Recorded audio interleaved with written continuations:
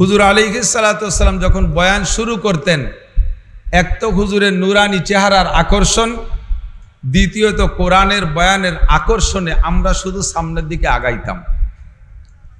আমাদের মাঝে আর হুজুরের মাঝের সম্পর্কটা ছিল যেন চুম্বক আর লোহার সম্পর্ক। একটা লোহা, একটা চুম্বক, পাওয়ারফুল, খুব শক্তিশালী পাওয়ার হলে একটা চুম্বক যদি এই টেবিলের মাঝখানে রেখে ছোট্ট ছোট্ট টুকরো লোহা যদি টেবিলের উপরে ছড়িয়ে রাখা হয়, তাহলে এই পাওয়ারওয়ালা শক্তিশালী চুম্বকের আকর্ষণে এই ছোট্ট লোহাগুলো যার যার জায়গায় থাকতে পারে না, চুম্বকের দিকে আগায়। প্রমাণ আছে না নাই? ট্রাই করে দেখতে পারেন বাড়ি গিয়ে। তো হুজুর যখন বয়ান করতেন, আমরাও এরকম চুম্বকের মতো আগাইতে থাকতাম। আগাইতে আগাইতে আগাইতে আগাইতে এমন হতো যে বসতে বসতে আমাদের দুইজনের মাঝখানে মিশতে মিশতে একটা আঙ্গুল ঢুকানোর জায়গা থাকতো না। এভাবে আমরা গায়ে গায়ে মিশে বসতাম। তো বসতে বসতে এভাবে আমাদের বসা হয়ে গেছে। ইতিমধ্যে ওই নতুন লোকটা আগমন হলো, উনি পিছনে এসে দাঁড়াইলেন। পিছনে অনেক জায়গা, কিন্তু পিছনের অনেক জায়গা থাকা সত্ত্বেও উনি পিছনে না বসে উকি মারতেছেন মাঝে কোনো জায়গা আছে কিনা বসার জন্য। তো উকি মেরে দেখলেন মাঝে কোনো জায়গা নাই। আছে জায়গা, হুজুর আলাইহিস সালাতু ওয়াস সালাম বসছেন, আর সবচাইতে সামনে যেই লোকটা বসা, সিদ্দিক আকবর, আবু বকর, দুইজনের মাঝখানে একজন মানুষ বসতে পারে এতটুক জায়গা ফাঁকা আছে। লোকটা পিছনতে উকি মেরে দেখে মাঝখান দিয়ে ফাড়তে ফাড়তে ফাড়তে ফাড়তে আইসা ওই সামনের ওই জায়গাটা বসলেন। হযরত ওমর বলতেছেন, হাত্তা জালাসা ইলান নবী সাল্লাল্লাহু আলাইহি ওয়াসাল্লাম। লোকটা আইসা হুজুর আলাইহিস সালাতু ওয়াস সালামের সামনে বসলেন। লা ইউরা আলাইহি আসারুস সফর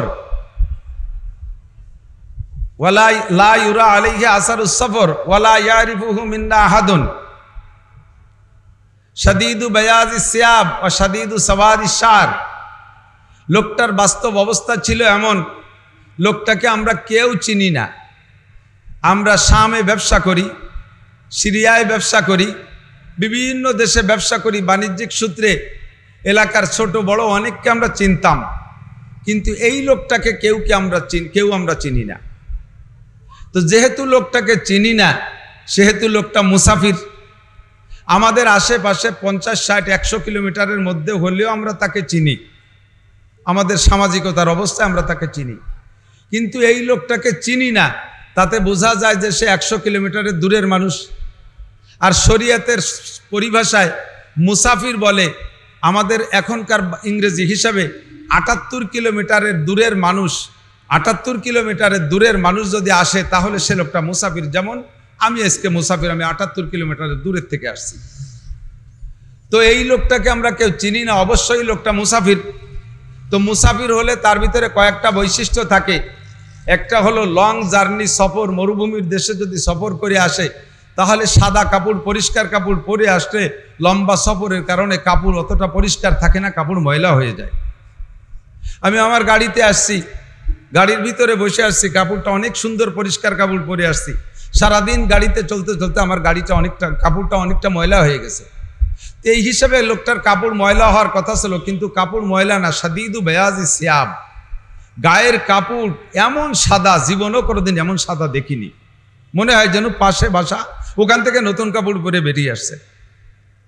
আবার মরুভূমির দেশে এভাবে একা একা হেঁটে আসলে বা ঘোড়ার পিঠে আসলে, খালিভাবে হেঁটে আসলে তার চুলের ভিতরে ধুলো বালু ঢুকবে, বাতাসে উড়বে, আউলো কেশ বাউল বেশ হয়ে যাবে, চুল এলোমেলো হয়ে যাবে, চুলের মধ্যে ধুলো বালু দেখা যাবে। তাও না, শাদীদু সাওয়াদিস শার, মাথার চুল একেবারে কুচকুচে মিচমিচে কালো, মনে হয় যেন পাশে কোথাও বাসা হবে, নতুন করে গোসল করে মাথায় তেল লাগাইয়া চিরুনি করে আসছে, এত সুন্দর চকচকে কালো চুল। আবার কেউ তাকে চিনি না। মুসাফির হলে হাতে একটা ব্যাগ থাকবে। মুসাফির যারা দূরে যায়, কিছু একটা ব্যাগ থাকে, তার কিছু সরু সামান থাকে, হাতে কোনো ব্যাগও নাই। একদিকে সে মুসাফির, আমরা তারে চিনি না, অপরদিকে মুসাফির হিসেবে কোনো আলামত নাই। এই অপরিচিত লোকটা পিছনে জায়গা পাইছে, সেখানে বসবে, অথচ তা না বসে মাঝখানে মজলিসটা ফাড়তে ফাড়তে আইসা নবী আলাইহিস সালাতু ওয়াস সালামের মাঝখানে একটা সিট খালি আছে, এই খালি সিটটা দখল করে বসলেন। সবচেয়ে নিকটে বসা ছিলেন আবু বকর আর হুজুর, এ মাঝখানে একটা সিটে বসলেন। বসার অ্যাটেনশনটা কেমন ছিল? হাত্তা জালাসা ইলা নবী সাল্লাল্লাহু আলাইহি সাল্লাম ফাআসনাদা রুকবাতাইহি ইলা রুকবাতাইহি। ওই লোকটার হাঁটু দুইটা হুজুর আলাইহিস সালামের হাঁটুর সাথে মিশিয়ে দিলেন। একটু লক্ষ্য করতে হবে, বুঝতে হবে কথা। লোকটার হাঁটু দুইটা হুজুরের হাঁটুর সাথে মিশিয়ে দিয়ে বসলেন। আপনারা জবাব দেবেন, এই লোকটা হুজুরের হাঁটুর সাথে হাঁটু মিশিয়ে বসলেন, দুইটা হাঁটুর সাথে দুইটা হাঁটুকে মিশাইলেন। দুইটা হাঁটুর সাথে সামনের জনের হাঁটু মিশাইতে হলে কোন ভাবে বসলে দুইটা হাঁটু মেশে? আলা হায়াতি তাশাহুদ আত্তাহিয়াতুস সূরাতে ছাড়া মেশে। কারণ দুইজন যদি সামাসামি বসা থাকে, তাহলে একজন যদি হয় 7 ফুট লম্বা আর একজন যদি হয় 5 ফুট লম্বা, আর এইভাবে আমরা যেভাবে বসি, আসন দিয়ে বসছি অনেকে, এই আসন দিয়ে যদি বসি, তাহলে 7 ফুটালা লম্বা যে 7 ফুট লম্বা যে তার হাঁটু দুটো ভেসালের বাঁশের মতো কত দূর সরে চলে যাবে না? আর 5 ফুট যিনি, উনার হাঁটু খাটো পড়ে যাবে, হাঁটুর সাথে হাঁটু মিশবে। আর যদি আমরা স্বাভাবিকভাবে অনেক সময় হাঁটু উঁচু করে দিয়ে বসি, সেভাবে যদি দুইজন বসে, তাহলে 7 ফুটওয়ালার হাঁটু 5 ফুটওয়ালার মাথার কাছে চলে যাবে না? হাঁটুর সাথে হাঁটু মিশবে না। তো হাঁটুর সাথে হাঁটু মিশাইয়া বসার জন্য কেমন বসা সুন্নাত? আত্তাহিয়াতুস সূরাতে বসা সুন্নাত। আপনি এখানে মজলিসে যখন বসবেন, ও মজলিসটাও কিন্তু বয়ানের মজলিস, ও মজলিসটাও ওয়াজের মজলিস। ওই মজলিসে বয়ান করতেছেন বিশ্ব নবী, আখিরি নবী মুহাম্মদুর রাসূলুল্লাহ সাল্লাল্লাহু আলাইহি ওয়াসাল্লাম। শ্রোতা ছিলেন কিয়ামত পর্যন্ত আনেওয়ালা সমস্ত মানুষের মধ্যে শ্রেষ্ঠ শ্রোতা, যাদের সম্পর্কে আল্লাহ পাক নিজে বলেছেন রাদিয়াল্লাহু আনহুম ওয়া রাদু আন, তারা আমার পর সন্তুষ্ট, আমি তাদের পর সন্তুষ্ট হয়ে গেলাম। নবী আলাইহিস সালামের প্রিয় সাহাবায়ে কিরাম শ্রোতা ছিলেন, তারা সেখানে বসা ছিলেন। এই সমস্ত মানুষের উপস্থিতিতে লোকটা এসে বসলেন আত্তাহিয়াতুস সূরাতে। এবার বসার পরে উনার হাত দুটো রানের উপরে রাখলেন। হাদিসে আসছে ওয়াদা কাফাইহি আলা ফাকিজাইহি, উনার হাত দুটো হুজুরের রানের উপরে রাখলেন। মুহাদ্দিসিনে কিরাম দুই রকম বলেন, হয়তো নিজের রানের উপরে হাত দুটো রাখছেন, এটা বসার সর্বশ্রেষ্ঠ আদব, অথবা হুজুরের রানের উপরে হাত রাখছেন। যদি নিজের রানের উপরে হাত রাখে, তাহলে আদবের সর্বশ্রেষ্ঠ সিস্টেম, এটা প্রমাণ করার জন্য, শিক্ষা দেওয়ার জন্য বসছেন। আর যদি বলা হয় হুজুরের রানের উপরে হাত দিয়েছেন, তাহলে এটা কেন হাত দিলেন? উনি বিশেষ কিছু আলোচনা নিয়ে এসছেন, যেই আলোচনাটা হুজুর আর উনার ভিতরে খুব গভীরভাবে হতে হবে। উনার কথা হুজুরের শুনতে হবে, হুজুরের কথা উনার শুনতে হবে। তো বক্তার শ্রোতার ভিতরে গভীর সম্পর্ক আর তাআল্লুক পয়দা করার জন্য, মনোনিবেশ তৈরি করার জন্য এমনভাবে বসলে যে আপনি যদি উঠে সামনে এসে আমার রানের উপরে হাত দেন, তখন আমার নৈতিক দায়িত্ব হবে যে আমার চোখ বা আমার খেয়াল অন্য দিক যাবে না, আপনার দিকেই যাবে। কথা বলেন ঠিক কিনা? আর আমি যা বলবো তা আপনি অবশ্যই লক্ষ্য করে শুনবেন। বক্তার শ্রোতার ভিতরে একটা আকর্ষণ পয়দা তৈরি করার জন্য একটা সিস্টেম শিখেছেন। যেমন এদিক তাকান, আপনারা শহর অঞ্চলের মানুষ, ঢাকা শহরে থাকেন, রাজধানীর মানুষ, অবশ্যই গ্রামেও আপনাদের বাড়িঘর অনেকেরই আছে, গ্রামের খবর রাখেন। খেজুর গাছ কাটা দেখছেন? খেজুর গাছ রস বের করে, দেখছেন না? তো খেজুর গাছ কাটলে খেজুর গাছে একটা কলসি পাতে না, একটা কলসি দেয়। এই কলসিটা যদি নিচে অনেকখানি ঝুলাইয়া পাতে, ঢিলা করে পাতে, তখন বাতাসে আর কাকশালিকে ধাক্কা মারে, আর ওইটার মুখ এদিক সেদিক নড়াচড়া করে। খেজুর গাছ থেকে রস পড়তেছে পর্যাপ্ত, সারা রাত, আর আমাদের আঞ্চলিক ভাষায় বলে ফুটায়, সারা রাত ফোট পড়ছে। কিন্তু খেজুর গাছ যিনি কাটছেন গাছি, উনি কলসটাকে লুজ করে ঢিলা করে পাতার কারণে বাতাসে দুল খাইছে, তারপরে বাদুর চামচিকায় এসে দুল দেশে, ধাক্কা দেশে, খেজুর গাছের থেকে নালি থেকে যেটাই রস পড়ে ওইটার থেকে কলসটা এদিক সেদিক নাড়াচাড়া হওয়ার কারণে রস কিন্তু সম্পূর্ণ ভিতরে যায় না, রস বেশিরভাগই বাইরে পড়ে, ঠিকই না? রস যদি ভিতরে নিতে হয়, তাহলে সম্পূর্ণ কলসের মুখটা ওই নালির ভিতরে ঢুকানো থাকতে হবে, নালিটা কলসের ভিতরে মুখ ঢুকানো থাকতে হবে, তাহলেই রস ঠিক মতো যাবে, ঠিকই না? তো খেজুর গাছের থেকে যেমন রস ঠিলের মধ্যে পড়ার জন্য টাইট করে কলস পাতা লাগে, বক্তারা একটা খেজুর গাছ, মুখ একটা নালি, কুরআন হাদিসের রস পড়বে, শ্রোতারা ঠিলের মতো, কলসের মতো, এটা যদি টাইট করে পাতা থাকে, তাহলে রসটুক ভিতরে পড়বে। নইলে কাকশালিকে ঠেলা ধাক্কা মারবে। কাকশালিকের তো অভাব নাই, মিস্টার ইবলিস ফাঁকে ফাঁকে ঘুরতেছে। আজকে মাহফিল থেকে লাখ লাখ সেলা সামুন্ডা ছাইড়ে দিছে। গানের মাহফিলে শয়তান যায় না, জারি যাত্রা, করসা, গাজীর গান, কোনো যাত্রা মাহফিলে শয়তান যায় না, কারণ ও জায়গায় শয়তানে একবার স্টার্ট দিয়ে ছাড়িয়ে দিয়েছে, কাজ চলতে তালেই আছে, ওখানে আর তার বিরক্ত করা লাগে না। কিন্তু এই জায়গা প্রত্যেকটা মানুষের সাথে সাথে দুই একজন থাকতে পারে কি পারে না? আমার আপনার মনটাকে, আমার আপনার এই শ্রোতার কলসটাকে, মুখটা এদিক নেবে ওদিক নেবে, মাঝে মাঝে বলবে চল একটু ফোন করে আসি, চল একটু চা খেয়ে আসি, চানাচুর খেয়ে আসি, এইভাবে ঠেলা ধাক্কা দিয়ে রস ভিতরে ঢুকতে দেবে না, যাতে বক্তার মুখের রসটা শ্রোতার ভিতরে পরিপূর্ণ ঢোকে। এই বসার পদ্ধতিটা ওই ভদ্রলোক এসে সামনে বসে শিখিয়ে দিয়েছে, হুজুর আলাইহিস সালামের রানের উপরে হাত দিয়েছে যাতে বক্তা শ্রোতা সরাসরি মুখোমুখি হয়। এইভাবে বসানোর পরে এরপরে লোকটা জিজ্ঞেস করতেছে 4টে জিজ্ঞাসা। আমি সংক্ষেপে শুধু 4টে জিজ্ঞাসার কথা বলে শেষ করে দেব, তার আগে বলতে চাইছি সেই কথাটা। 1 নম্বরে প্রশ্ন হলো, ওই লোকটা এসে জিজ্ঞেস করতেছে, ইয়া মুহাম্মদ আকবিরনি আনিল ঈমান, হে মুহাম্মদ আমাকে ঈমান শিখিয়ে দেন তো, ঈমান কি জিনিস? যেই ভদ্রলোক ঈমান সম্পর্কে জিজ্ঞাসা করতেছেন হুজুরের কাছে, ওই ভদ্রলোক এমনই ব্যক্তি যার কাছ থেকে 1 লক্ষ 2 লক্ষ 2.5 লক্ষ 3 লক্ষ নবী রসুলরা ঈমান শিখেছেন। প্রত্যেক নবী রসুলরা ঈমানের দাওয়াত দিয়েছেন ওই লোকটার কাছ থেকে ঈমান শিখে। তাহলে ওই লোকটা কত বড় আলেম, 104খানা আসমানি কিতাবের হাফেজ, এত বড় শিক্ষিত হইয়া সমস্ত নবী রসুলদের কাছে বার্তা বহন করে নিয়েছেন। এই লোকটা নবী আলাইহিস সালামের কাছে ঈমান জিজ্ঞেস করতেছেন, উনি ঈমান জানে কি জানে না? জিজ্ঞাসা কেন করতেছেন? জিজ্ঞাসাটা জাস্ট এজন্যই করতেছেন যে উম্মত ওখানে যারা বসা আছে তারা যাতে রসুলের কাছে জিজ্ঞাসাটা কিভাবে করতে হয় এই জিজ্ঞাসার পদ্ধতিটা প্রশিক্ষণ দেওয়া।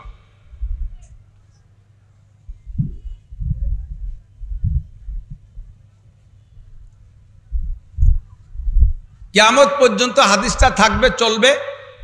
কিয়ামত পর্যন্ত ইনশাআল্লাহ বয়ান হবে, বক্তারা বয়ান করবে, শ্রোতারা শুনবে। শ্রোতাদের ভিতরে কোনো জিজ্ঞাসার প্রশ্ন আসতে পারে, এই জিজ্ঞাসার প্রশ্নটা কিভাবে বক্তার কাছে করতে হবে তার পদ্ধতি শিক্ষা দেওয়া। মাঝে মাঝে উদ্ভট জিজ্ঞাসা আমাদের মাহফিলের ভিতরে হয়ে থাকে, আশা করি ইনশাআল্লাহ আর সামনে এ জাতীয় জিজ্ঞাসা হবে না, এ জাতীয় বাধা ইনশাআল্লাহর হবে না। দাঁড়াইয়া সাথে সাথে বলে, হুজুর এগুলো বাদ দিয়ে বলেন, হুজুর এইটা বলেন আর ওইটা বলেন না। এরকম বলার যুগ একসময় আমাদের বাংলাদেশে ছিল কি ছিল না? হুজুর এইটা বলেন ওইটা বলেন না, হুজুর এ জাতীয় কথা রাজনীতি কথা হয়ে যাচ্ছে, এগুলো বাদ দিয়ে বলেন, যাতে বক্তার মুখের পর শ্রোতারা এরকম উদ্ভট এলোমেলো বেয়াদবের মতো প্রশ্ন না করে। প্রশ্ন করার সিস্টেম কি, জিজ্ঞাসা করার পদ্ধতি কি, এই পদ্ধতি শিক্ষা দেওয়ার জন্য ভদ্রলোক এমনভাবে বিনয়ের সাথে জিজ্ঞাসা করতেছে কেমন যেন উনি কিচ্ছু জানে না, ঈমান সম্পর্কে বিলকুল জানেই না। তাই মুহাম্মদুর রাসূলুল্লাহর কাছে বলতেছে, ইয়া মুহাম্মদ ইয়া মুহাম্মদ ইয়া মুহাম্মদ আকবিরনি আনিল ঈমান, হুজুর আমার একটু ঈমান বলে দেবেন, ঈমান কি জিনিস? নবী আলাইহিস সালাতু ওয়াস সালাম উনাকে অবশ্যই চিনছেন, কিন্তু চেনার পরও না চেনার ভান করে লোকটার প্রশ্নের জবাব দিয়ে সাহাবাই কিরামদেরকে শিক্ষা দিচ্ছেন। কলা আনতুমিনা বিল্লাহি ওয়া মালাইকাতিহি ওয়া কুতুবিহি ওয়া রুসুলি ওয়াল ইয়াউমিল আখিরি ওয়াল কদরি খাইরিহি ওয়া শাররিহি মিনাল্লাহি তাআলা ওয়াল বাসি বাদাল মাউত। হুজুর জবাব দিলেন, আনতুমিনা বিল্লাহ, ঈমান 7টা জিনিসের উপরে বিশ্বাসের নাম। বলুন কয়টা? একটু মুখে বলবেন কয়টি? এইটাকে একসাথে আমরা বলি ঈমানে মুফাসসাল। এইটা শুধু আপনি অন্তরে বিশ্বাস করলে হবে না, এটাকে আপনার মুখেও স্বীকার করতে হবে। আরবিতে আপনাকে পড়া লাগবে, আরবিতে পড়া লাগবে, এই কলেমা আরবিতে পড়া লাগবে আপনার ঈমান এনে মোমেনের খাতায় নাম লেখার জন্য। শুধু অন্তরে বিশ্বাস থাকলে আপনি মোমেন হতে পারবেন না যতদিন পর্যন্ত মুখে না বলবেন। এই জন্য আমি সকলকে দিয়ে একবার পড়াবো, একটু আমার সাথে পড়বেন। আমার বিশ্বাস এর ভিতরে ইন্টারভিউ নিলে বহুত মানুষ বের হবে যারা ঈমানে মুফাসসাল পড়তে পারেন না। এরকম ভালো ভালো দিনদার মানুষ আছে না নাই? কথা কয় না?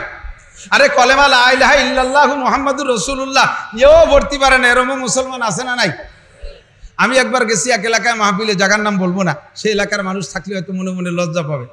সেখানে মাহফিলে গেছি, তো অন্য এক এলাকার থেকে তবলিগের একটা জামাত আসছে ওই মাহফিলের পাশে এক মসজিদে। 3 দিন শেষ হয়ে গেছে, আগামীকাল সকালে চলে যাবে। তা আজকে রাত্রে মাহফিল, জামাতের আমির সাহেব 2-3 জন সাথী নিয়ে আসছে আমার মাহফিলে। জানে যে আমি প্রত্যেকটা মাহফিলে তবলিগির কথা বলি, এই জন্যই তবলিগওয়ালারা আমার একটু বেশি ভালোবাসে। পীর মাশায়েখদের কথা বলি, চরমনাইওয়ালারা আমার ভালোবাসে, হক্কানি পীর সাহেবরা ভালোবাসে।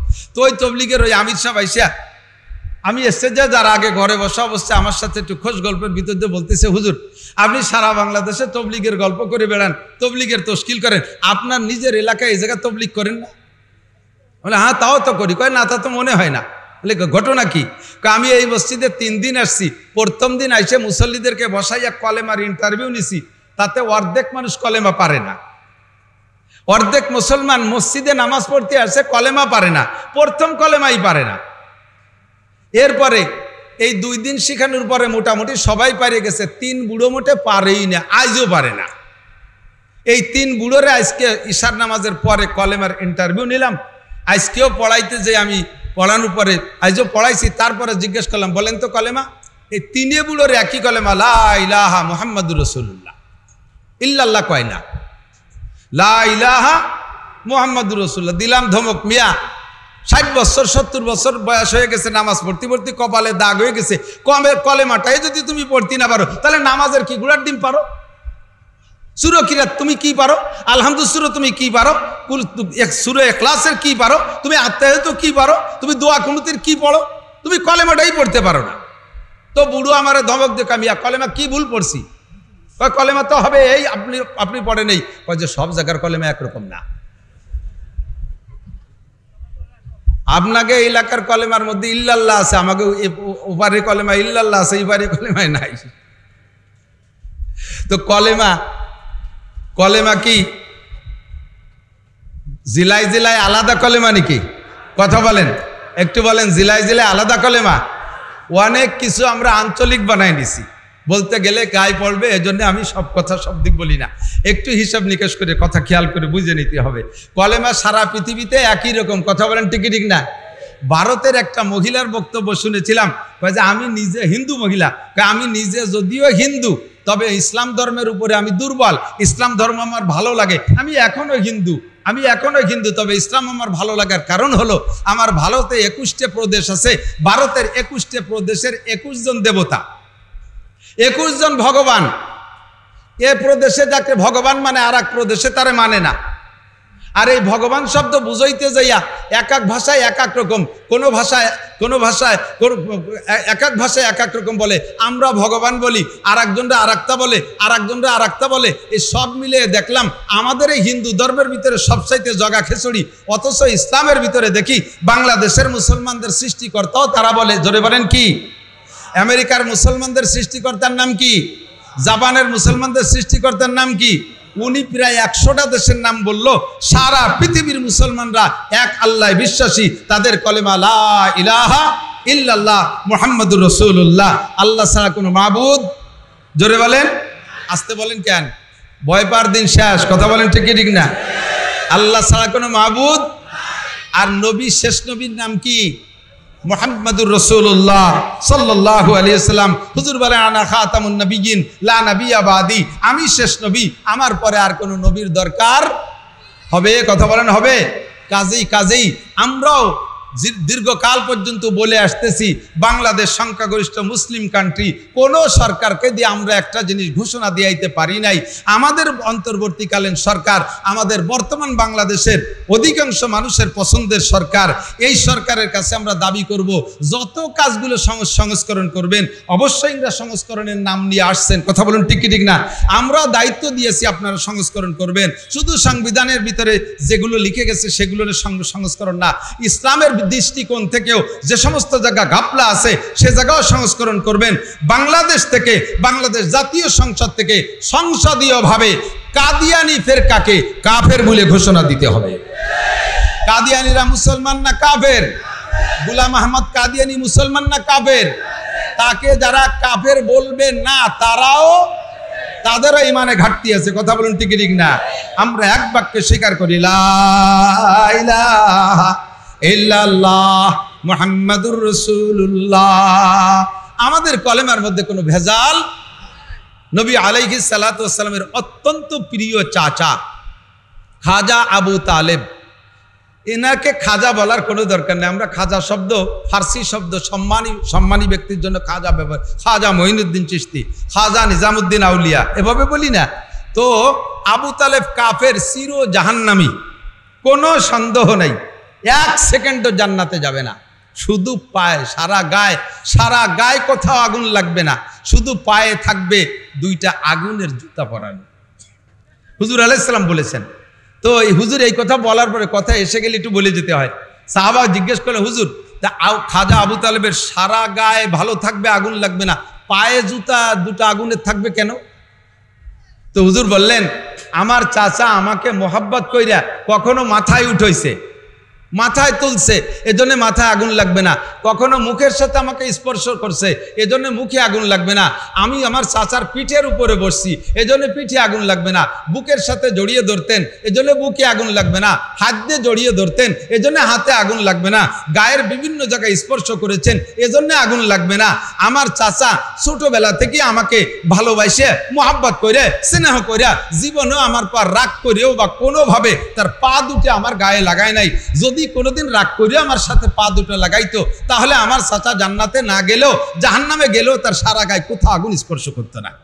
পা দুটো শুধু আমার গায়ের থেকে দূরে থাকার কারণে ওই জায়গা জুতো পরাই দেওয়া হবে। ওই জায়গা এত মোহাব্বতের চাচা খাজা আবু তালেবকে একদিন নবী আলাইহিস সালাম গোপনে নির্জনে নিয়া জিজ্ঞেস করতেছেন, কেউ নাই, শুধু চাচা ভাতিজা দুইজন।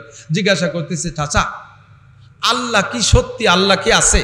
বলে, বাবা আগে যদিও সব সন্দেহ ছিল, তুমি যেদিন আল্লাহর পরিচয় দিয়েছো সেদিন থেকে আমি অন্তর থেকে বিশ্বাস করি আল্লাহ সত্য। একটু কন্যা সুবহানাল্লাহ। চাচা আমি কি আল্লাহর রসুল, আপনার কি বিশ্বাস হয়? কয়, তুমি যেদিন দাবি করেছো সেই দিন থেকে বিশ্বাস হয়। চাচা আমার কাছে জিবরিল আসে কোরআন নিয়ে, কোরআন কি আপনার বিশ্বাস হয়? কয় 100% সত্য। চাচা আগের নবী রসুলরা অমুক অমুক নবী রসুল ছিলেন, এটা কি বিশ্বাস হয়? কয়, বিলকুল কোনো সন্দেহ নাই, আমি তো জানতাম না, তুমি বলছো, বলার পরে পূর্ণ বিশ্বাস। চাচা দুনিয়াটা ধ্বংস হয়ে যাবে, এটা কি বিশ্বাস হয়? কয় যে 100% বিশ্বাস হয়। চাচা যা কিছু ঘটে আল্লাহর পক্ষ থেকে সিদ্ধান্ত অনুযায়ী, এর নাম তকদির, এটা কি বিশ্বাস হয়? কয় কোনো সন্দেহ নাই, আল্লাহর পক্ষ থেকেই হয়। চাচা কিয়ামতে আবার পুনরুত্থান হবে, ময়দানে মাহশারে আমাকে আপনাকে উঠে আল্লাহর সামনে জবাব দিতে হবে, এটা কি বিশ্বাস হয়? কোনো সন্দেহ নাই। তাহলে ইমানের যে 7টা শাখা একটা একটা করে হুজুর জিজ্ঞাসা করেছেন, খাজা আবু তালেব বলছেন বিশ্বাস হয়, তাহলে আবু তালেব মোমেন হয়ে গেছে না? এবার হুজুর বললেন, চাচা এই কথাগুলোকে আপনি লোক সমীক্ষে মানুষের সামনে একটু স্বীকৃতির ভাষায় বলবেন, আমানতু বিল্লাহি ওয়া মালাইকাতিহি ওয়া কুতুবিহি ওয়া রুসুলিহি ওয়াল ইয়াউমিল আখিরি ওয়াল কদরি খাইরিহি ওয়া শাররিহি মিনাল্লাহি তাআলা ওয়াল বাসি বাদাল মাউত। এই কথাটা একটু মানুষের মধ্যে বলবেন, তাতেই আমি পারবো আল্লাহর সাথে যা করার করে উঠতে। খাজা আবু তালেব কয়, চাচা ভাতিজা তোমার সব বিশ্বাস করি, কিন্তু স্বীকৃতি দিতে পারবো না, স্বীকৃতি দিতে পারবো না, এই কলেমাটা পড়তে পারবো না। আমি এজন্য বলছি যে ইমানের যে 7টা শাখা, এই 7টা শাখা আপনারা বিশ্বাস করেন, এবার স্বীকার করেন আল্লাহ আছে সত্যি, নবী মুহাম্মদুর রাসূলুল্লাহ সত্য নবী, আসমানি কিতাব সত্য, ফেরেশতা সত্য, কিয়ামত হবে, ধ্বংস হবে দুনিয়া, ভাগ্যে যা আছে সব বন্টন করে কে? যা কিছু ঘটে সব আল্লাহর পক্ষ থেকে ঘটে, সত্য না মিথ্যা? একে বলে তকদির, বিশ্বাস হয়। এ সরকার চলে গেছে, আর একজন আসবে, এ সব গুটি চালায় কে? গুটি চালায় কে? আর উল্টো পাল্টা করার জন্য আল্লাহর অনেক কিছু লাগে না, একেবারে সহজে সরলে বহুত বহুত বড় বড় কিছু ব্যর্থ হয়ে গেছে, আর সামান্য একটা ধাক্কায় আল্লাহ তাআলা কত বড় উল্টো পাল্টা করে দিয়েছে। এটাই প্রমাণ করে যে তাকদীরের মালিক কে? আল্লাহ। বিশ্বাস হয়। 7 নম্বরে পুনরুত্থান হবে কি হবে না? হাসরের মাঠে উঠতে হবে, আল্লাহর সামনে জবাব দিতে হবে, একথা বিশ্বাস করেন, একথা সবাই বিশ্বাস করেন, কিন্তু একে কলেমা আকারে আপনাকে মুখে স্বীকার না করা পর্যন্ত আপনি মুমিনের খাতায় নাম লেখাইতে পারবেন না। এজন্য আমাকে আপনাকে পড়তে হবে। একটু পড়বো, সবাই একবার পড়ে নেব, জীবনে একবার পড়লেও পড়া ফরজ। বলেন, আমানতু বিল্লাহি ওয়া মালাইকাতিহি ওয়া কুতুবিহি, কুতুবিহি না, ওয়া কুতুবিহি, তু টানতে পারবেন না, ভালো করে বুঝিয়ে কন, ওয়া কুতুবিহি। আজকে যা এসে গেছে তাই বলি, আমি এই শুদ্ধতা নিয়ে অনেক কথা বলি। কুতুবিহি না, বলেন কুতুবিহি। ও রুসুলিহি, রুসুও টানতে পারবে না, ভুল হয়ে যাবে। ও রুসুলিহি, রসুল মানে একজন রসুল, আর রসুল মানে সমস্ত রসুল। ওয়াল ইয়াউমিল আখিরি ওয়াল কদরি খাইরিহি ওয়া শাররিহি মিনাল্লাহি তাআলা ওয়াল বাসি বাদাল মাউত। বাস আপনার নামটা মোমেনের খাতায় লেখা হয়ে গেছে। এই 7টা হলো ঈমান। নবী আলাইহিস সালাতু ওয়াস সালাম ভদ্রলোকের প্রশ্নের জবাব দেওয়ার পরে হযরত ওমর বলতেছেন ফাআজিবনা লাহু, আশ্চর্য হয়ে গেলাম। ইয়াসআলুহু ওয়া ইউসাদ্দিকুহু, লোকটা জিজ্ঞাসা করলো যখন, তখন মনে হয় যেন কিছুই জানে না, আন্তর্জাতিক খ্যাতি সম্পন্ন মূর্খ, না জানে নবীকে জিজ্ঞাসা করেছেন। এবার নবী যখন জবাব দিলেন, এবার নবীকে সত্যায়িত করে, তাতে মনে হয় যেন নবীর চাইতে ভালো জানে। লোকটা জিজ্ঞাসা করে মূর্খের মতো, আবার সত্যায়িত করে পণ্ডিতের মতো। আশ্চর্য হয়ে গেলাম, এক প্রশ্নের জবাব উত্তর হয়ে গেল। এরপরে লোকটা আবার জিজ্ঞেস করে, ইয়া মুহাম্মদ আখবিরনি আনিল ইসলাম, হে মুহাম্মদ আপনি ইসলাম সম্পর্কে বলেন, ইসলাম কি জিনিস, ইসলাম কাকে বলে? ভালো করে খেয়াল করেন, ঈমান আর ইসলাম কয়টা জিনিস? ঈমান আর ইসলাম। ঈমান এক জিনিস, ইসলাম আলাদা জিনিস। ভালো করে বুঝেন, ঈমান হলো বিশ্বাসের নাম। ঈমান কি? এই বিশ্বাস যার আছে ওই লোকটা নামাজ পড়ে না, রোজা রাখে না, হজ করে না, যাকাত দেয় না, ফরজ আদায় করে না, ওয়াজিব আদায় করে না, দাড়ি কাটে, সুদ খায়, ঘুষ খায়, লুচ্চমি করে, আকাম কুকাম যা আছে সব আকাম করে, অথচ এই 7টা কথার পর পূর্ণ বিশ্বাস আছে। অবশ্যই তার প্রমাণ আছে। এই যে সমস্ত গুণগুলো থাকা দরকার ছিল এই গুণগুলো নাই, যে সমস্ত দোষ থাকা দরকার না সেই দোষ আছে। লুচ্চমি করে, মদ খায়, গাঁজা খায়, এবা খায়, ফেন্সিডিল খায়, আইল ঠেলে, জাল দলিল করে, মিথ্যে সাক্ষী দেয়, মিথ্যে মামলা করে, জিনা করে, ব্যভিচার করে, যত অন্যায় আছে সব করে। কিন্তু এই 7টা কথার পর বিশ্বাস আছে, তার প্রমাণ হলো যদি এই মুহূর্তে এমন একটা মুসলমানের সন্তানের সামনে কোনো মুসলমান আল্লাহর কোরআনকে অপমান করে, ওই লোকটা ধৈর্য ধরে থাকতে পারবে না। জীব দেহের ভিতরে 1 ফোঁটা রক্ত থাকতো সে প্রতিশোধ নেবে কি নেবে না? এটাই প্রমাণ হলো সে 7টাকে বিশ্বাস করে, কিন্তু কারণবশত সে আমলগুলো করে না। তো যদি কোনো ব্যক্তির ভিতরে 7টা গুণ থাকে, 7টা বিশ্বাসে বিশ্বাসী হয়ে থাকে, তাহলে এই লোকটা মোমেন।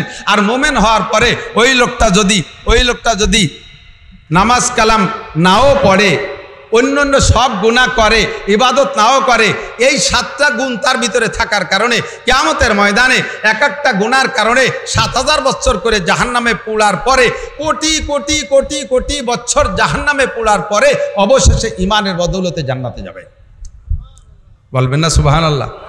অবশেষে এই ঈমান থাকার ওসিলায় কোথায় যাবে? জান্নাতে যাবে। এই জন্য ঈমান 1 নম্বরে জরুরি। 2 নম্বরে জিজ্ঞেস করছে ইসলাম কি জিনিস। এবার ইসলামের জিজ্ঞাসায় হুজুর জবাব দিলেন, ক্বালা আন তুকিমাস সালাহ ওয়া তুতিজ যাকাহ ওয়া তাসুমা রমাদান ওয়া তাহুজ্জাল বাইতা ইন ইসতাতা'তা ইলাইহি সাবিলা ওয়া আনতা শাহাদা লা ইলাহা ইল্লাল্লাহ। শব্দের ভিতরে টাকপাস হয়ে গেছে।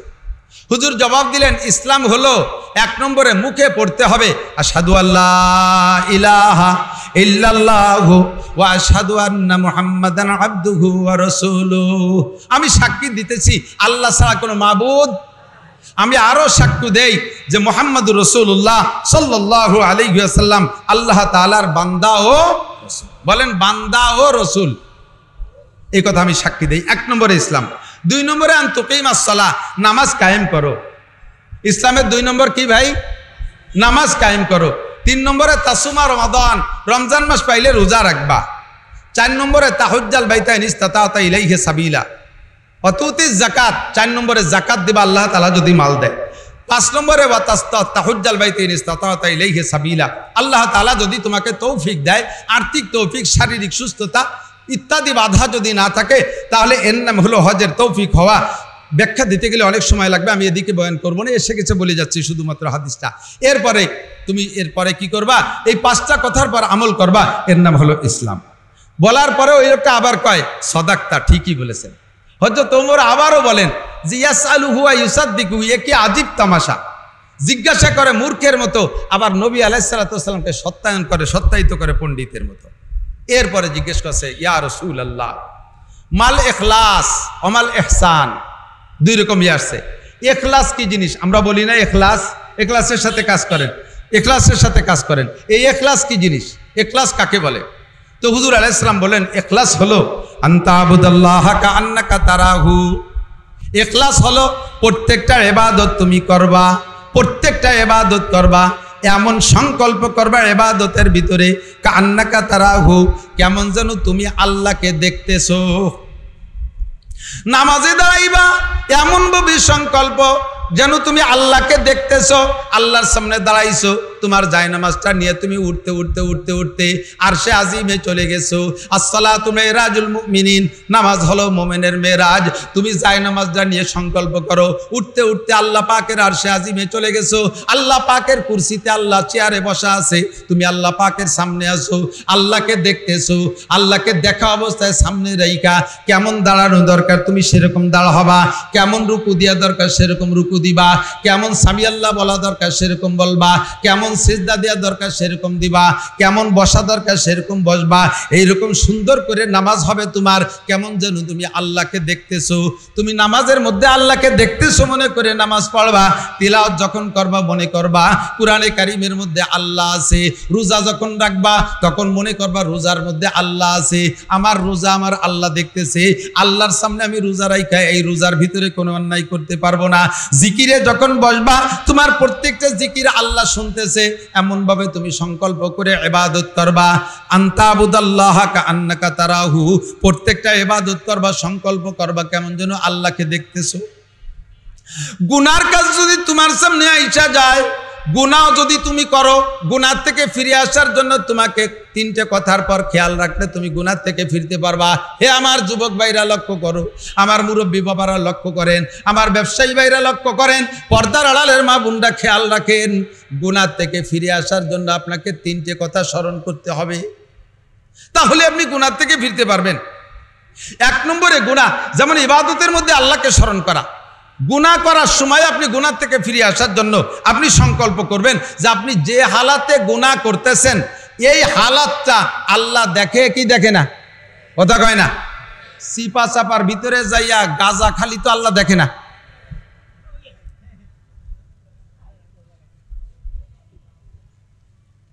সুন্দরবনের জঙ্গলের ভিতরে যাইয়া প্রেমালাপ করলি তো আল্লাহ একটুও দেখে না।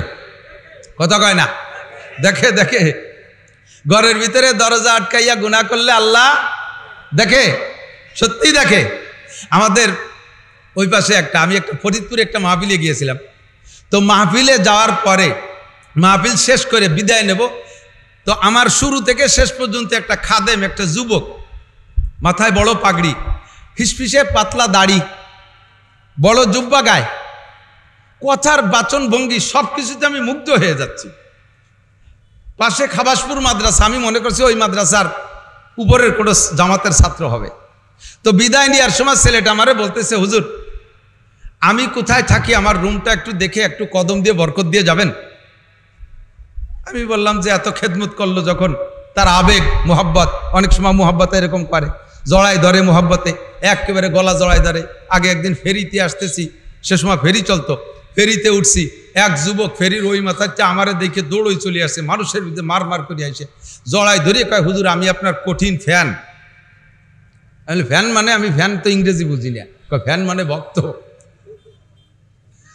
তো গলা জড়াই ধরিয়া মোহাব্বতের ঠেলায় কি কইতে কি কয় টের পায় না। কয় কি, হুজুর আমি সারা জীবনে আপনার 2 বার দেখছি, তার আজ এলো প্রথম। সারা জীবনে আমার 2 বার দেখছে, তার আজ এলো প্রথম। আমি যে সারা জীবনে 2 বার দেখলি, তা আজকে প্রথম হলি, বার দ্বিতীয়বার কবে হয়? কয় যে হুজুর খুশিতে ভুলে গেছি, কি কব তা টের পাই না। কইয়ে খুশিতে ও আমার সে লম্বা, ওই পাশে মুখ নিয়ে কাই দিয়ে দিছে না, হেসে দিছে, আমি টের পাই না। পরে দেই যে ওর মুখ ভরা ছিল পান, আমার পিঠ ভরে স্প্রে হয়ে গেছে। বহুত মোহাব্বতের মানুষ, ভালোবাসার মানুষ এমন আছে। যুবক কয়, হুজুর আমি আপনার কঠিন ফ্যান। তো তুই এত ফ্যান, তাই চল মসজিদে যাই নামাজ পড়ি আসি। কয় যে হুজুর শুক্রবার হচ্ছে যাবা, তা আজকে যাবি না? কয় হুজুর প্যান্ট যা তাই পরিয়ে যাওয়ার কায়দা নেই। এই প্যান্ট 7 দিন পরছি, 7 দিন ধুই না, আর ডেলি 5-7 বার পেশাব করি। ওই জায়গা পেশাব পড়তি পড়তি মাখতি মাখতি ইঁদুর মরা গন্ধ হয়ে গেছে। আমারে মসজিদে নিয়ে অন্য মুসল্লিকে কষ্ট দিয়েন না। শুক্রবারে ইনশাল্লাহ না, এ দিয়ে গোসল টোসল করি একবার। ভক্ত ফ্যান, হুজুর আমার রুমটা একটু চলেন, একটু কদম দিয়ে বরকত দেন। আল্লাহু আকবার। আমি সেখান থেকে শিক্ষা নিয়েছি। আমি ওখানে না গেলে আমার ভিতরে এই শিক্ষাটা বাকি থেকে যেত। একটা কলেজের ছেলেটা বলতেছে, হুজুর আমি মাদ্রাসায় পড়ি না, আমি ফরিদপুর রাজেন্দ্র কলেজের ছাত্র। রাজেন্দ্র কলেজের ছাত্র, জীবনে দাড়িতে খুর দেয় নাই, দাড়িতে কেচি লাগায় নাই, মাথায় টুপি পাগড়ি সুন্নতি, গায়ে জুব্বা। তার রুমে আমারে নিয়ে গেছে। রুমে ঢুকে দেখি রুমের ছাদে অনেক জায়গা লেখা, বাংলায় লিখে রাখছে আল্লাহ দেখে। ভিতরে ওয়ালের চতুর্দিক দিয়ে লেখা আল্লাহ দেখে।